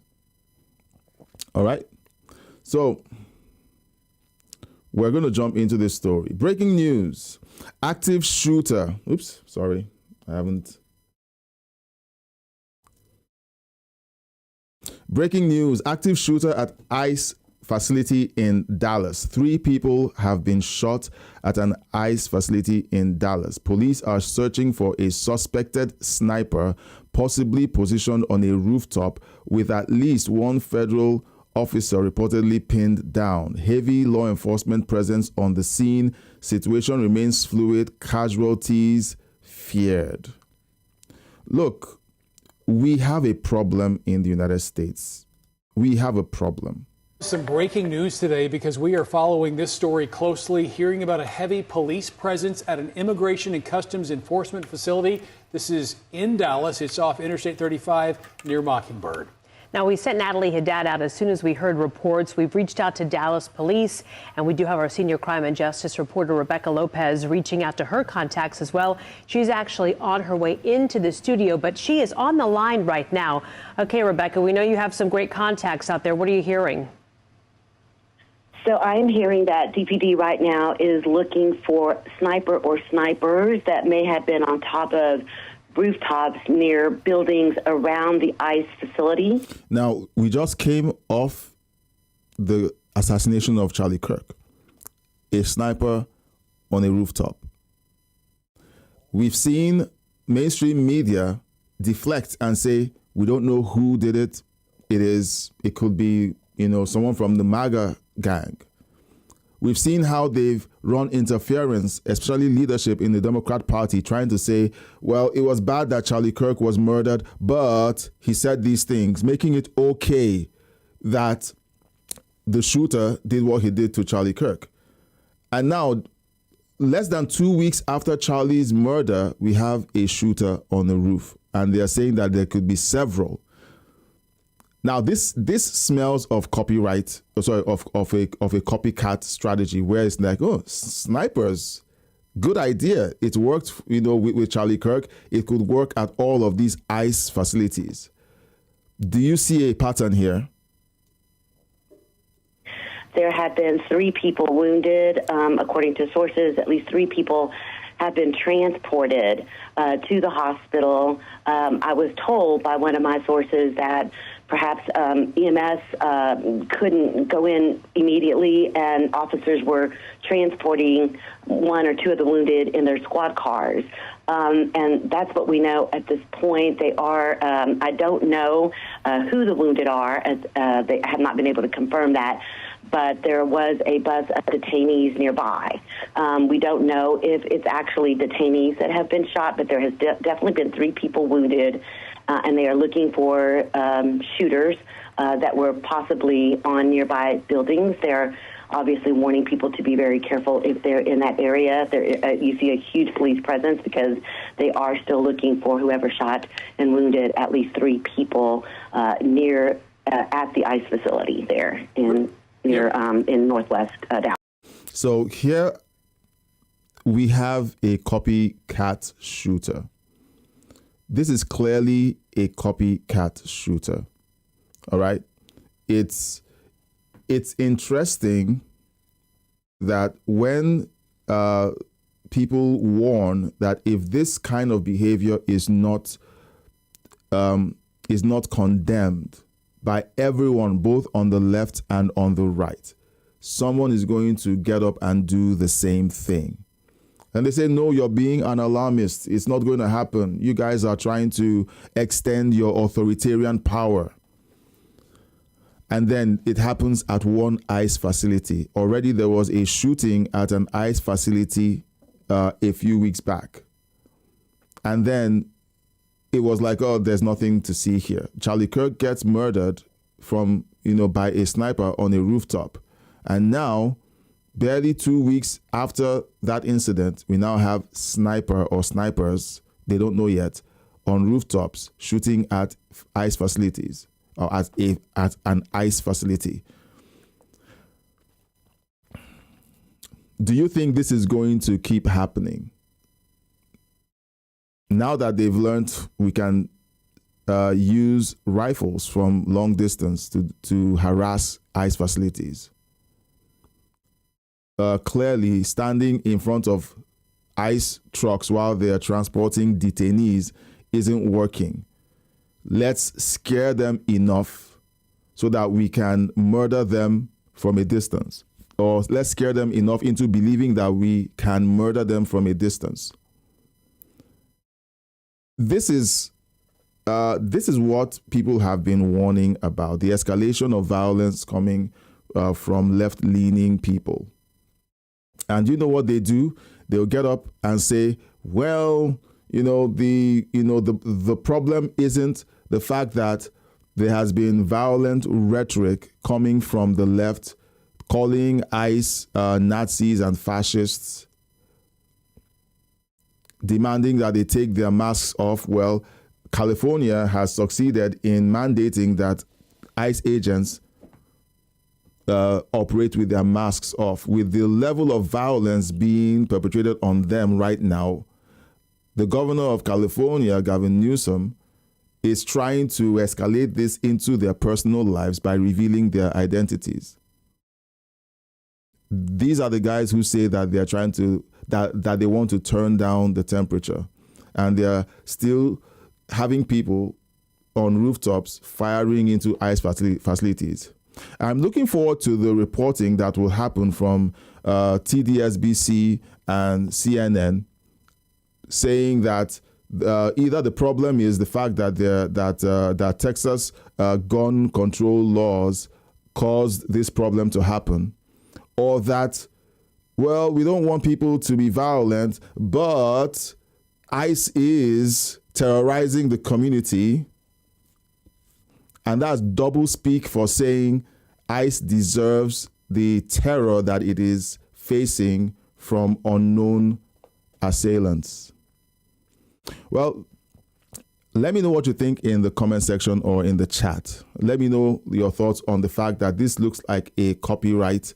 I keep saying copyright, a copycat, shooter. Since there was, since this happened to Charlie Kirk, and that shooter succeeded, I think we're going to be seeing more copycat shooters doing this to ICE facilities. We already had a shooting at an ICE facility weeks ago, and a few people were arrested. Now we have this happening, and it's not a coincidence that we had a shooting from a rooftop where a major leader in the conservative movement was murdered, and now we're having this happen at ICE facilities, which have been demonized for months on end on mainstream media and by left-wing Democrat leaders. This is an escalation, as far as I can see. So what we're seeing right now is this. And I'm just going to say this, and people might be saying, oh, this sounds like an Alex Jones take.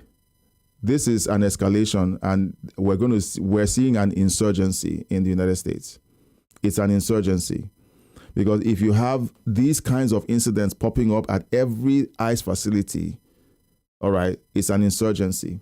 And it's about time that the government does what it should do. Because right now, if Donald Trump steps out and speaks about this, they'll say he's turning up the temperature. They'll say that, that if there's any more violence, it's his fault because of what he's saying. But when people do things like this and you reward them by complying, like we saw with ABC. ABC caved because someone fired on one of their stations and then they put Jimmy Kimmel's show back on. It's a signal to these guys to say, well, I guess to get our way, we just shoot at some buildings. And that's what we're seeing in this case. And that's what I believe we're seeing in this case. Okay? I will stand corrected if we don't see more of this in the days to come. And you guys can call me out. But I think we're seeing something very dangerous. And it's unfortunate that it could have been prevented if the right kind of speech was coming from the left.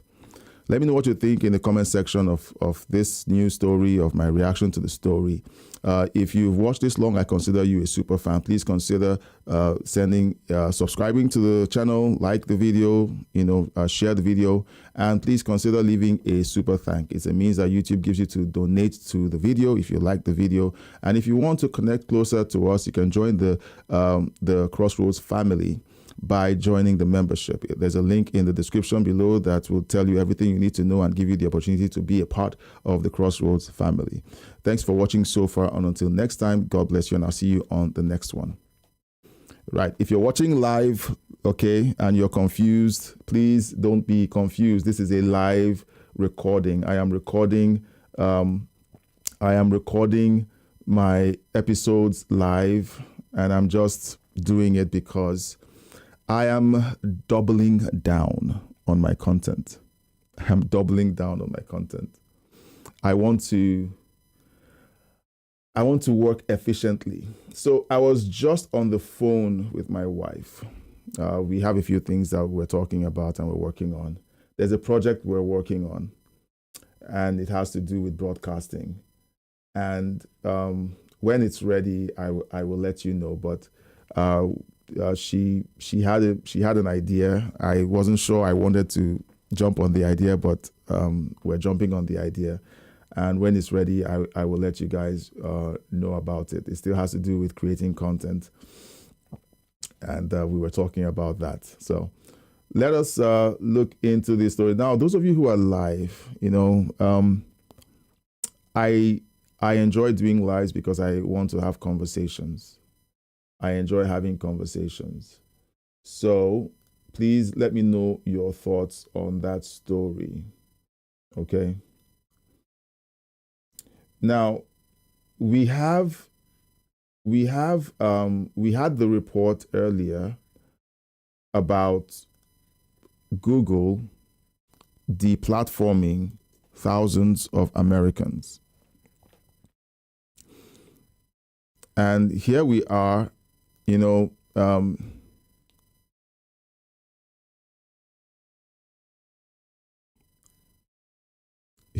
we are at the aftermath of Kimmel's return.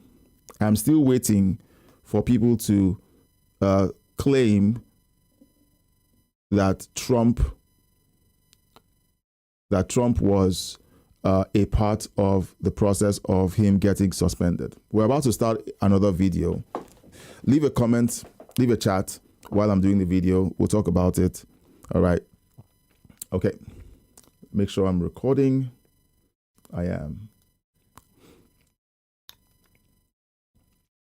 Former YouTube CEO Susan Wojcicki admits they removed over 1 million COVID videos while coordinating directly with Biden and Fauci.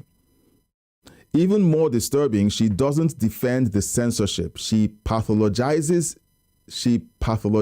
dissent, musing about whether anti-vaxxers should be psychoanalyzed for their behavior.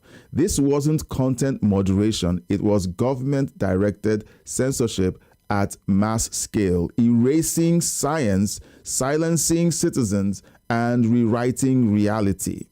Okay, so for everyone who ever told me Trump is showing the hallmarks of being a dictator, you guys conveniently forget that Biden did this for 4 years. Let's go. When it comes to vaccines, vaccine hesitancy, videos that cause a public health risk, where do you want to see YouTube do better? Well, first of all, we've taken responsibility very seriously. It's been one of my top priorities, and with regard to COVID and with regard to vaccines, that has been a top priority for us. And we have a number of different ways that we address that. So first of all, we want to make sure that if there's information that violates our policies, we came up with 10 different policies around. Now, they came up with these policies in collaboration with the Biden administration and with Anthony Fauci. On COVID. Then if that, we have a number of different ways that we address that. So first of all, we want to make sure that if there's information that violates our policies, we came up with 10 different policies around COVID. Then if that's a violation of policies, then that's something that we'll remove. We removed over 1 million videos associated with COVID. You see that? They admitted to censoring over 1 million videos.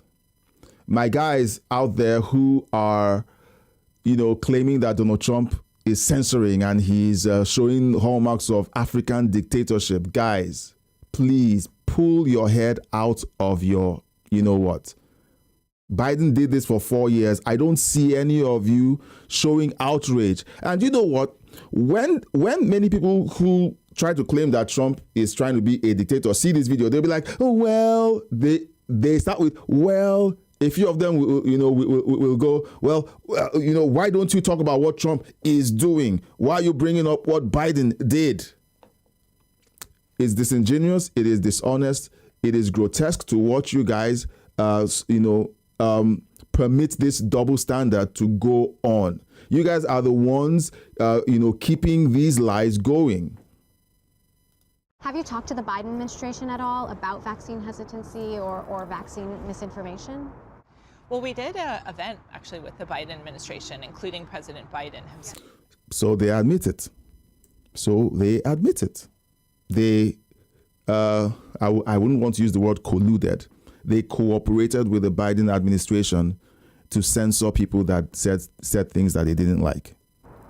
Well, we did an event actually with the Biden administration, including President Biden himself, with a number of creators, Fauci as well. I wonder if there's anything that you see in, the way that anti-vaxxers behave on the platform, if there are any data or insights there that could be helpful to people understanding where they're coming from. I mean, we try to understand what are the different ways that we can break through. So we talked about in this campaign that we did about getting back to the things that you love. So what we really tried to do was get not just from the experts, but also people that were not experts, but who were explaining, like, why did they take the vaccine? Why was that relevant for them? And what was their... So my first degree, my only degree, is in optometry. It's a medical field. And we had a course, while I was in college called pathology, okay? And it also looks into things like vaccinations, vaccines, and a few other things. And with the little I understood about how vaccines are made, the way the COVID-19 vaccine was released to me was suspicious. I didn't want to take the vaccine, but because my family and I were planning to leave the country, and we knew that we couldn't leave the country if we were not vaccinated, we agreed to be vaccinated. And that for me was just the reason why I got vaccinated. I did not want to get vaccinated. In fact, the annoying thing was right after I got vaccinated, I got COVID-19. But you know what? I just lay in bed for a couple of days and I was fine. You say, but that was the vaccine. Well, I didn't have any issue with COVID until they put the thing in my body. Okay? So it's weird to kind of see people run interference with all of these crazy fringe ideas. Experts were saying the vaccine has issues. There were challenges with it, but we are where we are. Let me know what you think of this video on the heels of the Congressional Oversight Committee's findings that, yes, the Biden administration put pressure on Google to censor thousands of Americans on YouTube. And here we are with video evidence of them admitting that, yes, we worked with the Biden administration to censor millions of videos about COVID-19. Well done, guys. The internet never forgets. Let me know what you think in the comment section. And if you've watched this long, I consider you a super fan. Please consider subscribing, liking, and sharing the video. And if you could, send us a donation called a super thank. It helps the video. It helps the channel out a whole lot. It helps to keep us going. And if you want to, connect with us and join the Crossroads family, please consider joining the membership. The link is in the video description or in the pinned comment below. Thanks for watching this long. And until next time, God bless you, and I'll see you on the next one.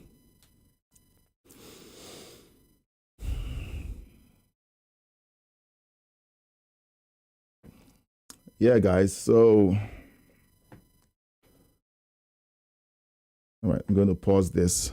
All right, so we have all of this that we're finding out after the fact, but saying that we're finding out these things after the fact isn't true. Not true. We all watched during the pandemic how people were deplatformed for saying that the vaccine didn't meet scientific scrutiny.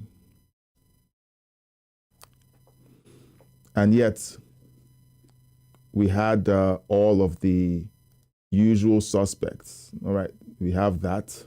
We covered the report from the Oversight Committee.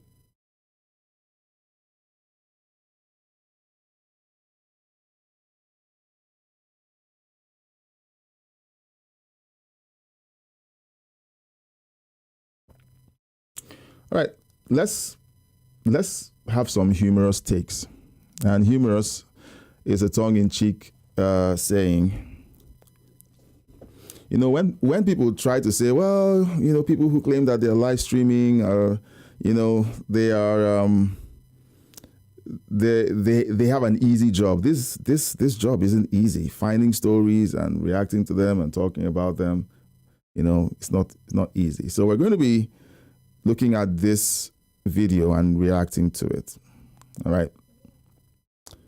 As always, let me know your thoughts in the live chat. I want to see you guys blow up the live chat. Come on, tell me what you think about these stories. I'm watching you, watching me. Go ahead. So we're going to do this reaction together. Let's see. Now, we've been hearing so much about how Donald Trump was involved in censorship with the Jimmy Kimmel situation. And the left is all about, Donald Trump is, the conservatives are all about free speech. And look at what they're doing to Jimmy Kimmel. Of course, now we know that Donald Trump didn't have anything to do with Jimmy Kimmel's suspension because ABC has put him back on air. He was on air last night. And we know that they lied, but we don't have a retraction from any of the leftists who smeared Donald Trump about him being a dictator. So let's look at this. I personally, this is my sentiment. I never want to hear another word from the left or anyone I know about freedom of speech because you know what? They don't care about it because everything that Biden did, they excuse. And because they hate Trump, Trump is the problem. You guys are fascists. This is coming from Sassafras. Please head on over and subscribe to her channel. I'm following her already, so she's great with her content. Watch this clip, bookmark it. When they start screaming about freedom of speech, send it to them. All right, so let's watch this and let me know what you think in the comment section and in the live chat. Let's go. Watch this. Twitter banned the president permanently. Oh, damn! They took away his precious. Well, Facebook upheld their ban of Donald Trump today for at least another 6 months. It is so funny to watch the Trump supporters and the Republicans melt down over Tucker Carlson getting fired from Fox News. Tucker Carlson is out at Fox News couldn't have happened to a better guy. Fox News Media and Tucker Carlson have agreed to part ways.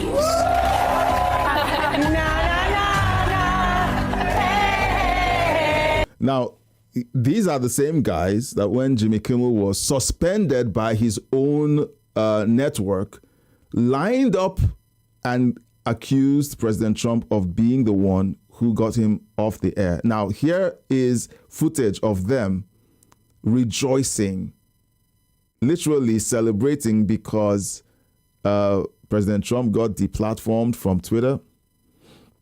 Tucker Carlson got fired. Okay. Whenever a conservative was fired, they were the first to celebrate. They weren't shouting about freedom of speech then, but whenever it happens to them for things that they should be suspended for or canceled for, it's a freedom of speech issue. Are you guys seeing what I'm seeing?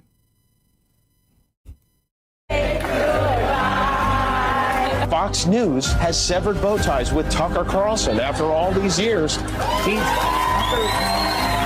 They evaluated whether or not Trump's tweets violated Twitter policy. They said no, we could just label it as incitement to violence anyway to get the job done.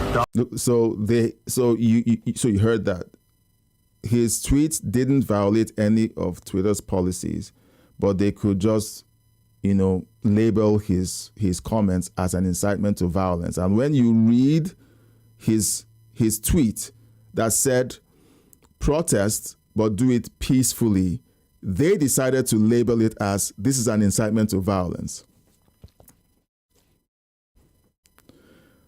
We all lived through this. We all saw it happening. So it's not like I'm showing you stuff some of you don't already know. But if you're seeing this for the first time, okay, this is what happened. We all saw it happening in real time.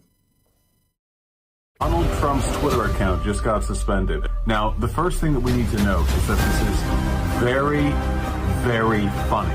And even with Twitter, you cannot find actual evidence of any direct government censorship of any lawful speech. These guys lie.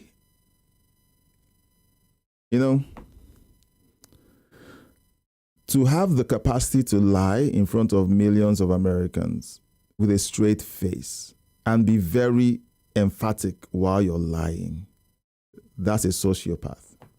And I think that many politicians are sociopaths. Okay, I think so, because they like to be able to posture and lie and say things to the extreme in front of millions of Americans and not be ashamed to do it and to double down when you're caught. It's a pathology. Facebook's Mark Zuckerberg claims he was pressured by the White House to censor content related to COVID-19 during the pandemic. And direct law enforcement to counter this extremism. We will hold social media platforms accountable. And when you look at what Tucker Carlson and some of these other folks on Fox do, it is very clearly incitement of violence. There are Americans who are engaged in kind of propaganda, and whether they should be civilly or criminally charged would be a better deterrent. To stop Tucker Carlson from going on tonight, now that he's seen how he is perverted and slimed the truth. I think we need to push back on this. There's no guarantee to free speech on misinformation or hate speech, and especially around our...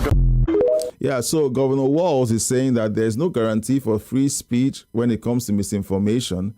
But when Jimmy Kimmel is suspended for broadcasting misinformation, it's an attack on free speech. Rules for thee, but not for me. Okay? This is... there are tons and tons of these videos out there. There's evidence that the Democrat Party is not the party of free speech. They are the party of censorship. They are the party of, sadly, hate. AOC says that the things that Tucker Carlson said while he was debunking things that were going on in the government was an incitement to violence. And simply, and you know the game here. The game is, it is violence because I say so. It's violence because I said so. It's not that people should look at what was actually said. And the same thing is happening today with the smear that is taking place about Charlie Kirk. You have Ilhan Omar saying that his legacy should be put in the dustbin of history.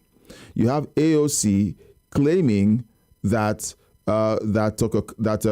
Charlie Kirk's message was hateful and that it should not be honored at all when she gave her very long, winding speech when they were trying to reach the bill about honoring Charlie Kirk. These are the people that will get up and point the finger across the aisle to say, you guys are the ones who are intolerant. You guys are the ones who are hateful. You guys are the ones engaging in censorship while they are the ones doing all of that. Let me know in the comment section what you think about this video. And do please consider subscribing, liking, and sharing, because if you watch this video to this point, I believe you're a super fan. Please consider also donating to the channel by sending a super thank. It's a means that YouTube gives you to donate to the channel to keep us going. You can also connect with us and join the Crossroads family by becoming a member of the channel. The membership link is in the description of the video or in the pinned chat. Please consider doing that because it helps out a whole lot and it keeps us independent. Thank you so much for watching so far. Until next time, God bless you, and I'll see you on the next one. Okay. Yeah, so we are just creating all of these videos, and I'll be honest. I've had to put a filter on my soul while listening to all of the junk that I see online. Okay? All of the junk I see online. So here's a comment from that video. So when the left says that you're a Nazi, all right, granted, what do we believe? What do Nazis believe? What do the Democrats believe? All right, the Nazis believe in socialism. Democrats believe in socialism. Check. The Nazis believed in gun control. The Democrats believe in gun control. Check. Are you seeing a pattern yet? Hold on. The Nazis believed in controlling the media. The Democrats believe in controlling the media. We just watched Hillary Clinton talking about needing to penalize the media and social media groups so that they behave a certain way that favors the government. The Nazis believed in censorship. Democrats believe in censorship. We just saw a video of them celebrating and cheering on the censorship of conservative voices. The Nazis believe in abortion. Okay? They took the teachings of Margaret Sanger and they made it gospel. They took it and put fuel on it. They put rocket fuel on her ideologies. Democrats also believe in Margaret Sanger's ideologies. That's why they heavily fund Planned Parenthood. Like, wow. Okay. The Nazis believe in worshiping the government. Democrats also believe in worshiping the government. You could see the vile reaction, the guttural reaction, when they watched a worship service going on during the memorial of Charlie Kirk. We saw Don Lemon reacting and attempting to call a worship service revival a white supremacist convention. We saw Destiny saying that there was no difference between a worship service and a Nazi convention. They don't want you to worship God.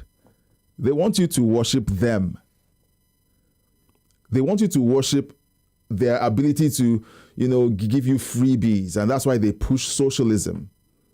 Once there is a higher power that is not them, they react to it. And finally, the Nazi Party encouraged violence. Oh, what we find here, the Democrat Party also encourages violence. If you stuck with me long enough, earlier in the stream, I talked about how the Nazi Party had the brown shirts. That was the paramilitary organization of the Nazi Party. They were responsible for intimidating, their political opponents, and they were responsible for street violence against the Nazis' political opponents. So even while the Democrats are saying, this person is a danger to our democracy, what that statement is doing, just like what Hitler did, he dehumanized the Jews. He dehumanized anyone who didn't agree with him, which made it okay when violence eventually caught up with those people he didn't like. It made it okay to be violent against those people. So when you see this pattern, you need to recognize it, point it out, call it out incessantly. All right, I'm recording this as a video. Share this video with your friends. The Democrat Party is the Nazi Party. Now, you don't see too many conservatives doing this because the word Nazi has been so used and it has been, watered down by the abnormal use of the word, where anyone who doesn't agree with Democrats or leftists is a Nazi. But when you look at this image, it makes it very clear that the Nazi Party's policies and the Democrat Party's policies are in lockstep with each other. Let me know what you think of this. I mean, I didn't say it, but when you think of it, all right. Okay, so let's take one of these claims, all right? Those of you in the live chat, which of these claims should I ask ChatGPT if it's true? Because those of you, I see you guys watching, you guys aren't chatting. I don't know, it's like, oh, please talk. But okay, I'm going to take one of these, okay? Let's see. Let's look at gun control. Okay, let's look at gun control. All right, so I'm going to ask ChatGPT, was the Nazi Party pro-gun control? Let's see what ChatGPT returns.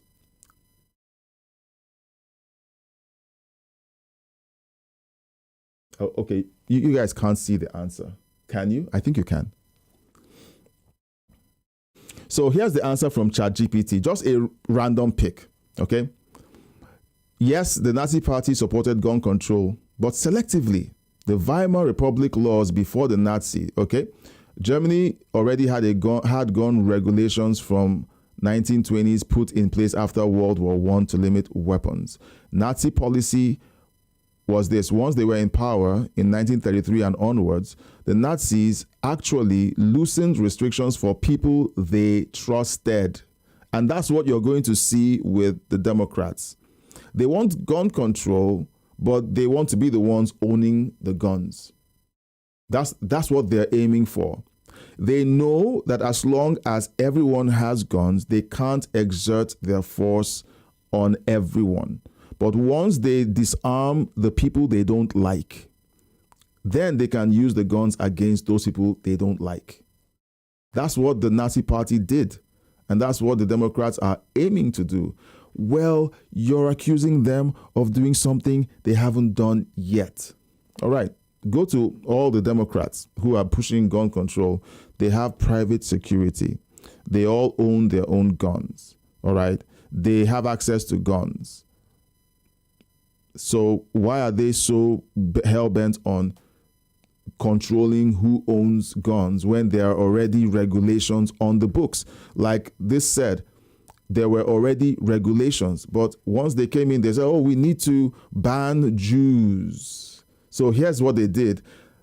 They only trusted Nazi members and loyal citizens, sycophants. But they banned Jews and political opponents from owning guns. That is exactly what they want. Well, you're going too far. I don't know if I'm going too far. I'm just calling out what I see. I'm calling out what I see. And if you're saying I'm going too far, please come with evidence. Why is it that gun control is such a huge thing for Democrats? Why is it that when there's a tragedy, why not focus on the tragedy and focus on the individual that perpetrated the crime? Leave the guns out of it. A gun didn't just fly off the shelf and go into town shooting people. It didn't. Someone who has a big problem, a deep problem, and most of whom showed signs long before they perpetrated the heinous acts, were allowed to continue walking the streets. And then they committed the crimes. And most of the time, it is because of loose enforcement of laws. When people show that they are violent against other people in the community, they should be put in jail. But no, they don't get them arrested. They just they leave them to keep roaming around causing problems. So that eventually when they commit a crime with a gun, oh, it's about the guns. It's not about the fact that you don't enforce these laws that are already on the books.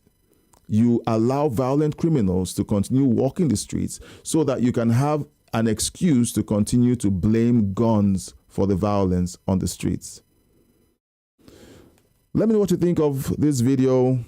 Let me know what you think of my reaction. Let me know what you think of my thoughts on this. And let me know what you think of this breakdown in the comments and in the live chat.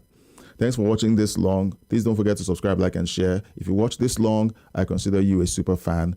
Please consider leaving a super thank. It is a donation to the video showing that you approve of the video and you want me to keep doing what I'm doing. And if you want to connect with us closer and join the Crossroads family, please consider joining the membership. The link is in the video description below or in the pinned comments. Please join us, and there's a lot of perks. You'll see them when you click the link. And thanks for watching this video. I'll see you on the next one, and God bless you. Okay. So guys,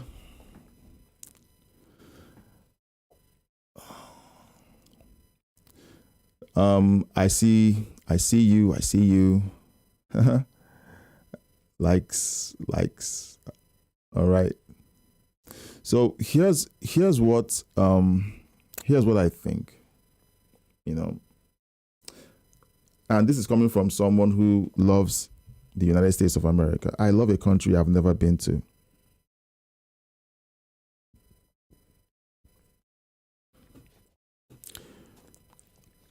And that's because everything I've read and learned about the United States has shown that the United States is a net good for the world.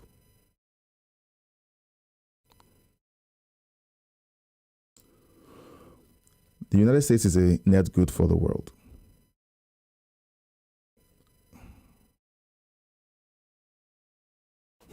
Winston Churchill. He says the fascists of the future will call themselves anti-fascists. Let me fact check this comment. Did Winston Churchill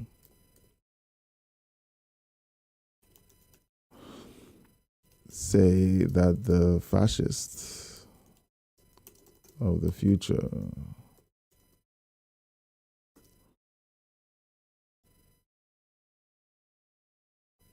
will call themselves anti-fascists?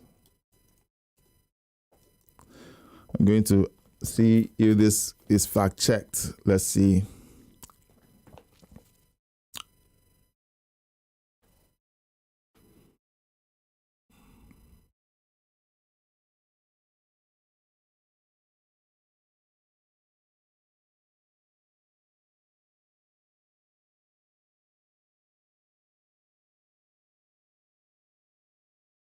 Okay, so fact check, that was never said by Churchill. Amazing. So even though it's funny and yippee-ish, but James Monroe may have fallen prey to misinformation.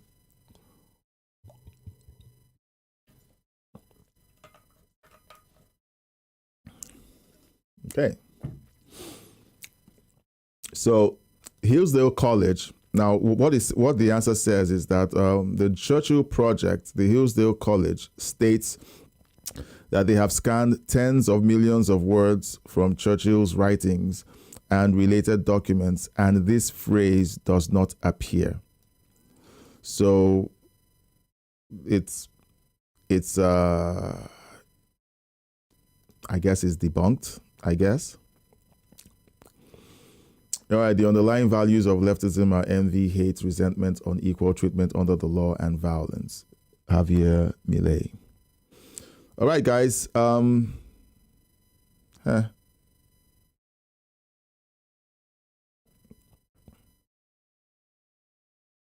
I know what this is, but let's just play it. I know what this is because this happens again and again, where the left claims that they didn't say something and it's a lie, or that conservatives said something and it's a lie. And again and again, we're finding that conservatives are either being lied on by leftists, or leftists are lying about things they said in the past. So let's listen to this. Okay, I'm going to.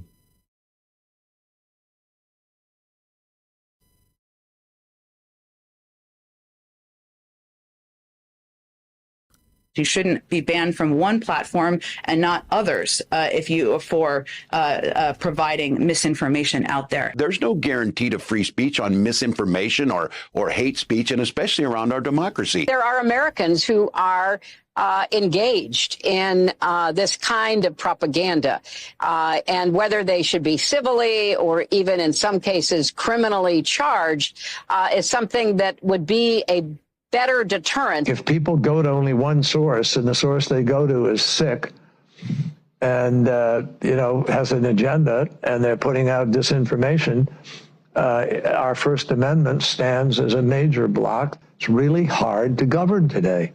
Can you imagine what John Kerry just said? The First Amendment is a major block against censorship. And what they all subscribe to is censorship.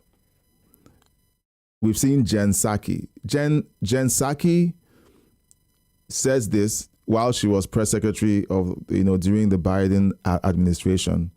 And they all, with a straight face, will come out to say that they are for free speech, that they never censored anyone. This is a matter of corporate responsibility. Twitter should be held accountable and shut down that site. It is a matter of safety and corporate accountability. The First Amendment is not absolute. It does not protect any single thing anyone says. And there are limits, and that's important. And what this committee has been trying to do for the last year and a half is to chill the federal government from monitoring what is going on social media. When you look at what Tucker Carlson and some of these other folks on Fox do, it is very, very clearly incitement of violence. Now, again, they continue to label things they don't like as either hate speech or an incitement to violence or misinformation or disinformation. And we have the evidence that they do this. So when they step up and try to sound as if they are pro-free speech and they say all of these things, why should you believe them? Why should you run interference for them, okay, in your mind or in conversations that actually, you want to believe that they actually aren't for censorship when they did it for 4 years? very clearly incitement of violence. I believe that when it comes to broadcast television, like Fox News, these are subject to federal law, federal regulation in terms of what's allowed on air and what isn't. That sounds like censorship to me. Fox News is not subject to the licensing agreements that ABC is subject to. ABC is subject to the FCC in the sense that it's a beneficiary of a license given to it by the government to broadcast on the airwaves in America. And there are expectations that they are meant to live up to, which they violated when Jimmy Kimmel told those lies on his show. So my biggest concern is that your view has the First Amendment hamstringing the government in significant ways. Look, that is Justice Ketanji Brown Jackson. These are the kinds of people they want on the Supreme Court, where they actively advocate for setting aside elements of the Constitution that don't agree with their agenda. This is the woman, by the way, who couldn't define what a woman is when she was being screened in Congress. When you see this, you can't unsee it. Should the Republican Party start using the same rhetoric that the Democrats use when they describe their opponents, that these people are a danger to democracy, that they are Nazis and they are fascists, and calling them out and labeling them the way Democrats label them? Once the Conservative Party starts doing that, once the Republican Party starts doing that, these guys are going to jump up in jubilation and say, we won, because they were able to change the Republican Party into their image.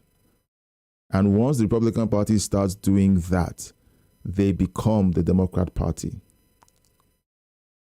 Yeah, it will fundamentally change the Republican Party if they start speaking the way the Democrat Party speaks and acting the way the Democrat Party acts. It's hard for a lot of people to hear, but it's the truth. It's hard for some of us to swallow, but it's the truth. Because you would like to have an eye for an eye thing going.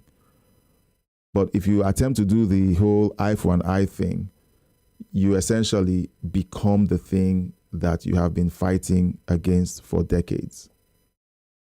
Let me know what you think of this video and my thoughts on the comments that have been made.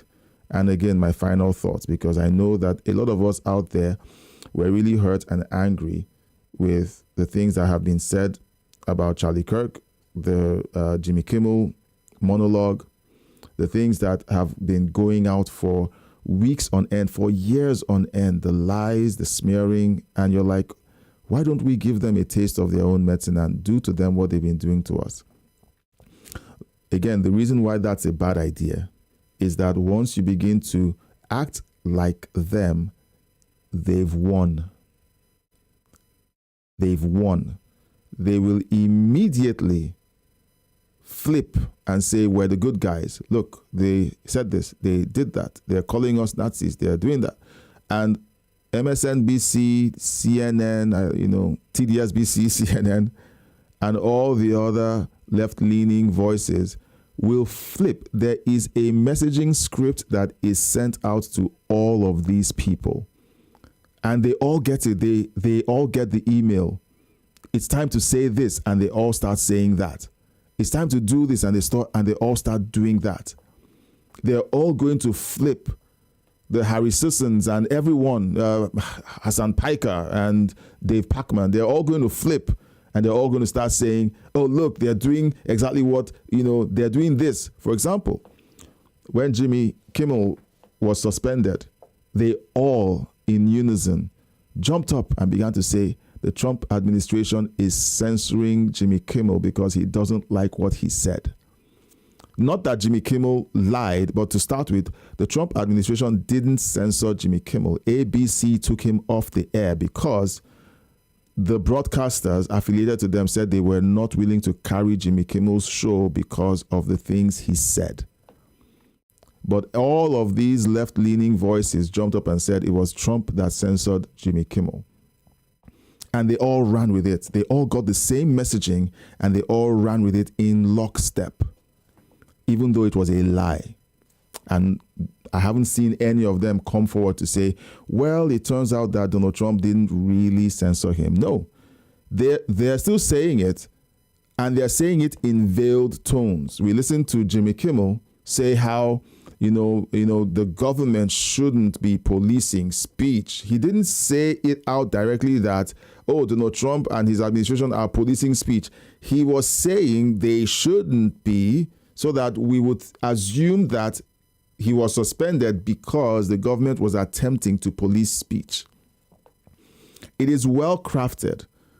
Jimmy Kimmel and other, talking heads, they don't speak off the cuff. They have a teleprompter. And the messaging on the teleprompter is designed to have these insinuations go in and blend into your subconscious, where you believe that this is actually what happened when that isn't what happened. You need to wake up and start seeing all of these usage of verbiage and words, because it's important that you're able to filter these things out and catch what they're trying to do to you subconsciously. It is very important. It's also very important that you learn how to do your own research. All right. I've been doing these fact checks on ChatGPT, and I'm showing you how I do it. So consider doing stuff like that on your own and learning how to, grab these facts that they're trying to sell to you, put them into AI, find out what the truth is, and then you'll be able to figure out, how to think for yourself on these issues. Well, thanks for watching this long. If you like this video, please consider subscribing, liking, and sharing the video.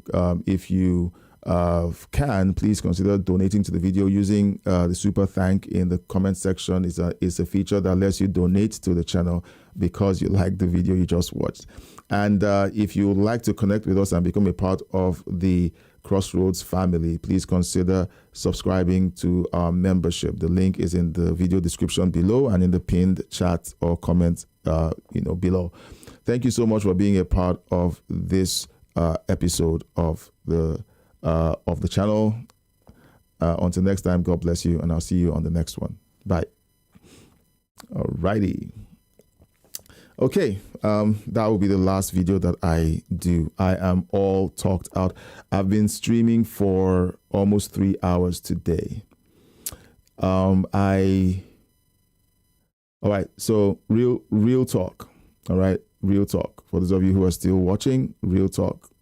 Thank you so much for supporting the live stream by simply being here. You don't have to sit around and watch, but you do. And the thing is, unless you leave a chat and you let me know that you're here, I don't know who you are. And I just want to say thank you. You make my day by hanging out. I hope that you would make it even better in the future by coming back when I go live and by leaving a comment in the chat. Thank you so much for hanging out with me. It's weird when you're talking and you're essentially speaking to yourself. It's weird. But when there's someone there just watching, it feels good. So I appreciate you hanging out and being a part of today's streams. I streamed earlier and I had a couple of people who were watching, and I needed to leave the live stream to join a call. So that's why I left the previous stream so abruptly. I did, but the call had to be moved. And so I felt, since I had already started streaming, I should just go ahead and, start a second stream and continue the conversation. All right. So this is my X feed. This is my X feed. And I usually just go through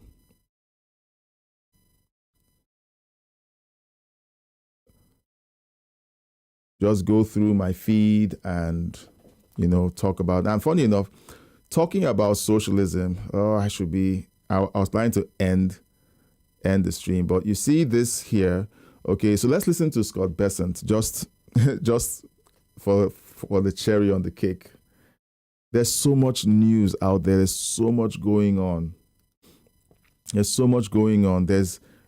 information overload out there.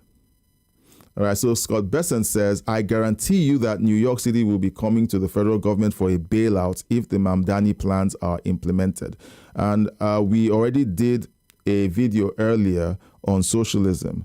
Now, Mamdani and others who push socialism are called, in the book Atlas Shrugged by Ayn Rand, they are called looters. They're called looters. These are people that see a prosperous country, and then because of envy, they want to step into the financial process of the country, or the production, or the productivity, let's say the business process in the country, and they want to control the wealth. They didn't build it. They can't build anything. They're envious, and all they want to do is grab hold of power so that they can control the wealth that they didn't build. Let's listen to Scott Bessent. But Senator Warren, Elizabeth Warren, says that this is a taxpayer-funded bailout and is more about politics than U.S. interests. What do you want to say to Elizabeth Warren here? Well, I tweeted it out yesterday. Senator Warren and her protege, Mr. Mamdani, who's running for mayor of New York, they are American Peronists. They want to do to the U.S. economy what the Perones, the General Anavita, did to the U.S. They want to take control. So, and I guarantee you, and there are not a lot of things in life that are sure, that New York City will be coming to the federal government for a bailout if the Mamdani plans are implemented. And are you going to give him that bailout? It will be the same thing that Gerald Ford said. Drop dead. Drop dead. Okay.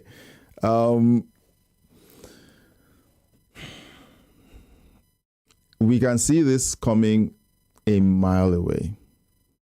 And we know that the reason why socialists push for socialist policies is because they want control of the wheels of commerce. They want control so that they can loot the wealth that others have built.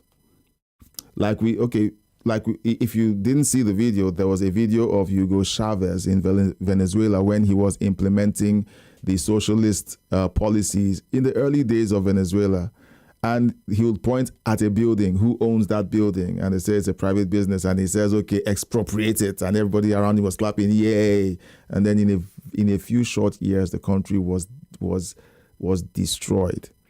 I remember people in my country, Nigeria, at the time who were using Venezuela as an example. They said Venezuela is issuing free scholarships, they're using their oil wealth and distributing it to the people, and then they were trying to insinuate that the Nigerian system, even though it was already so corrupt and already, at the time it was growing because it was under President Goodluck Jonathan at the time. And the economy was growing year on year, doing very well. And then some agitators came in and began to make it look like he wasn't doing a good job. Well, they got what they wanted, and they got someone else into power who destroyed the economy. And every single one of those agitators have slinked into the dark, slimy corners from whence they came, and they haven't said anything since then. So I'm not a big fan of agitators who just want to say stuff when they don't even know how things are run. Well, back to what I was saying. The people who said they wanted they wanted, the country to issue mass scholarships to all the young people, to give out jobs and so on. That can't we see what's going on in Venezuela? And after a few short years, Venezuela was destroyed by those policies. So I agree with Scott Bessent. Running New York is going to create a financial crisis like nothing else. And you know what? They will blame the federal government for not bailing them out. And they will claim that it is a political stunt by the Republican administration because they don't want to help. They will blame the failure of their socialist policies on the Republican Party, saying that they sabotaged the process.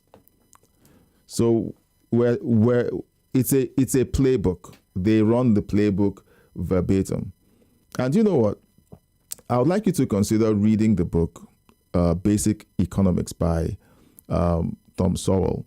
If you're interested in reading the book, please leave a comment. Just type books in the comments or in the live chat, and I'll send you the link to the book. It's a fascinating read. It's a heavy read, but it's a fascinating read. He goes through the economy in Soviet Russia and in other socialist countries and how the economy works. And when you hear from an economist, a seasoned economist like Tom Sowell, go through these processes and you hear these politicians claiming that the economy works a different way, it helps you understand how dangerous some of their policies are. Thanks for watching this long. Leave a comment in the comment section. I love hearing from you, so please keep the comments coming. Please consider sending us a super thank. It's a way YouTube gives you to donate to the channel. It's in the comment section. Just leave a super thank. But if you want to work closer with us and join the Crossroads family, please consider joining the membership. The link is in the video description below or in the pinned comments. Thank you so much for being a part of this video. And until next time, God bless you, and I'll see you on the next one. Bye. All right, I am going to stop here because if I keep scrolling down my feed, I am going to see something else to react to. I'm going to see something else to react to. It is. This is not my life. It's not my life. I have a life. I have a beautiful wife and kids, and this is not my life. But it is interesting. It is interesting to watch how people react to the spiel that Democrats put out there, as if the Democrats' response to the economy is this messianic idea. Oh my goodness, this is going to save the world. But these ideas have been tried before. They've been tried before and they have all failed. And it is sad that people want to keep trying these things. It's unfortunate. Yeah, so we're going to be ending the live stream here. I need to rest my voice. Thank you so much for being here. I see you. I see you. I see you.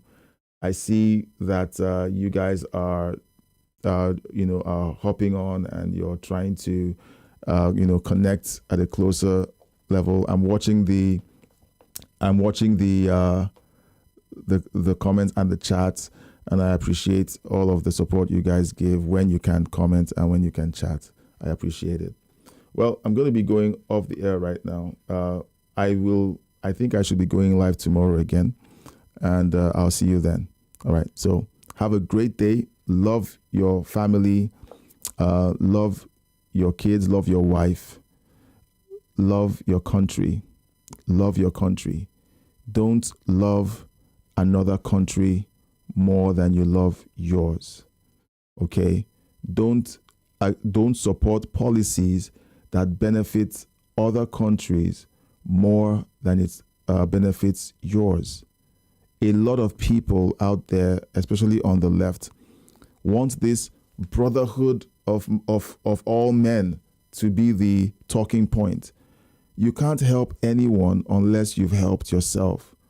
If your country is in trouble, start with helping your countrymen. Start with supporting policies that improve your country. Anyone that speaks as if they hate your country, you need to call them out. All right? It's very important.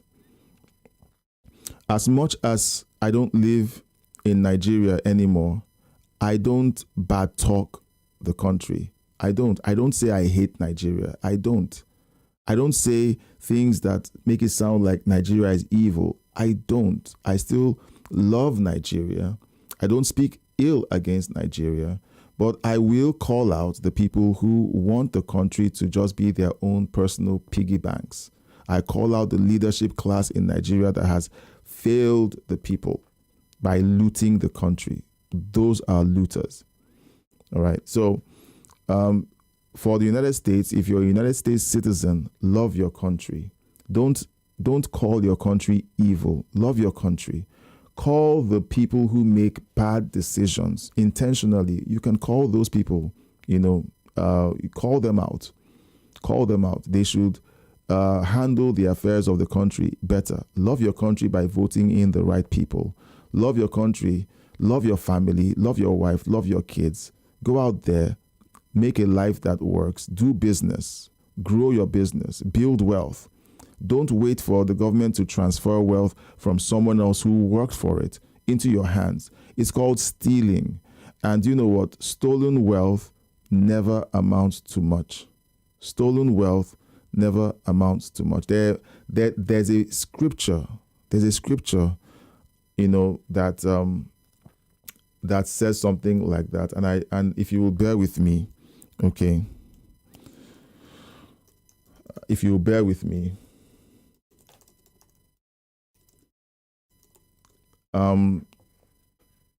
I would like to I would like to confirm this, okay?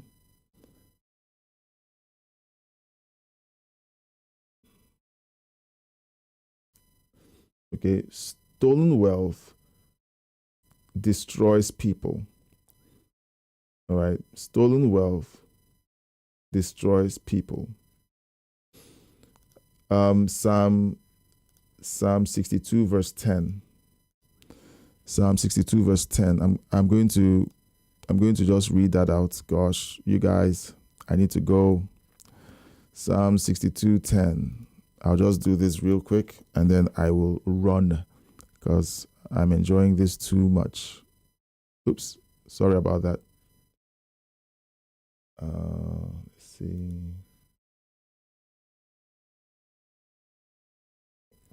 I'm just going to read this, okay? I'm just going to read this. Okay. All right. Psalm 62:10. I'm going to zoom in so you can see it. I hope you can see it. So you know it's not made up. Oh, please. There we go. All right. You can see it. Do not trust in extortion or put vain hope in stolen goods. Though your riches increase, do not set your heart on them. All right. Do not trust in extortion or put vain hope in stolen goods. It's empty hope. When the government takes from people who worked for it and gives it to you, it's stolen goods. You can call it anything you want. You can call it the redistribution of wealth. It is stolen goods. The government does not have power over private property. Once they begin to do that, it is stolen goods. You have young people out there who put vain hope in stolen goods. They expect the government to go out there and to take from the wealthy and give to them. It's called vain hope. Do you know what vain means? Empty.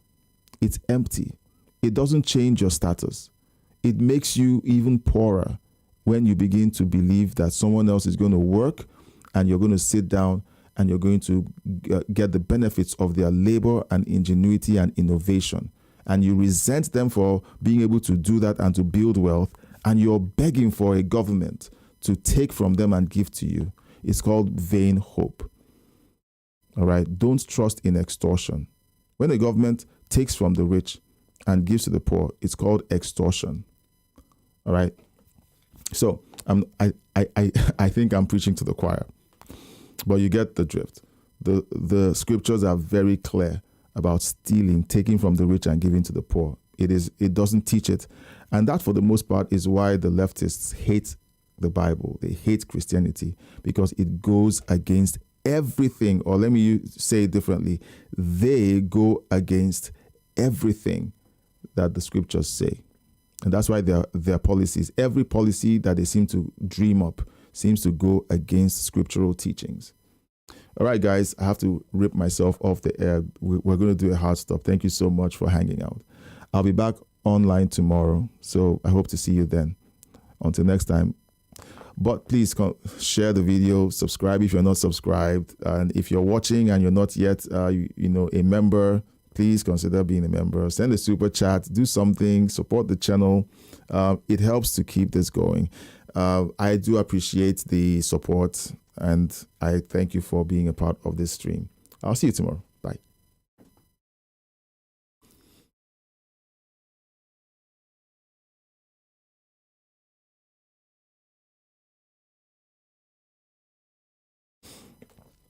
And why am I still on? All right, I just realized that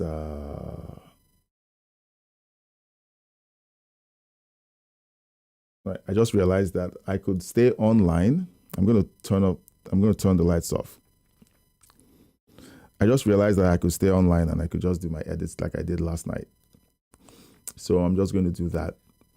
If you have a comment, chat, or anything, you guys can hop on and just do that. But I think barring that, I'll just go offline because the last time I did it, I didn't get any work done. So I'm just going to go away now. All right. I love you guys. Bye.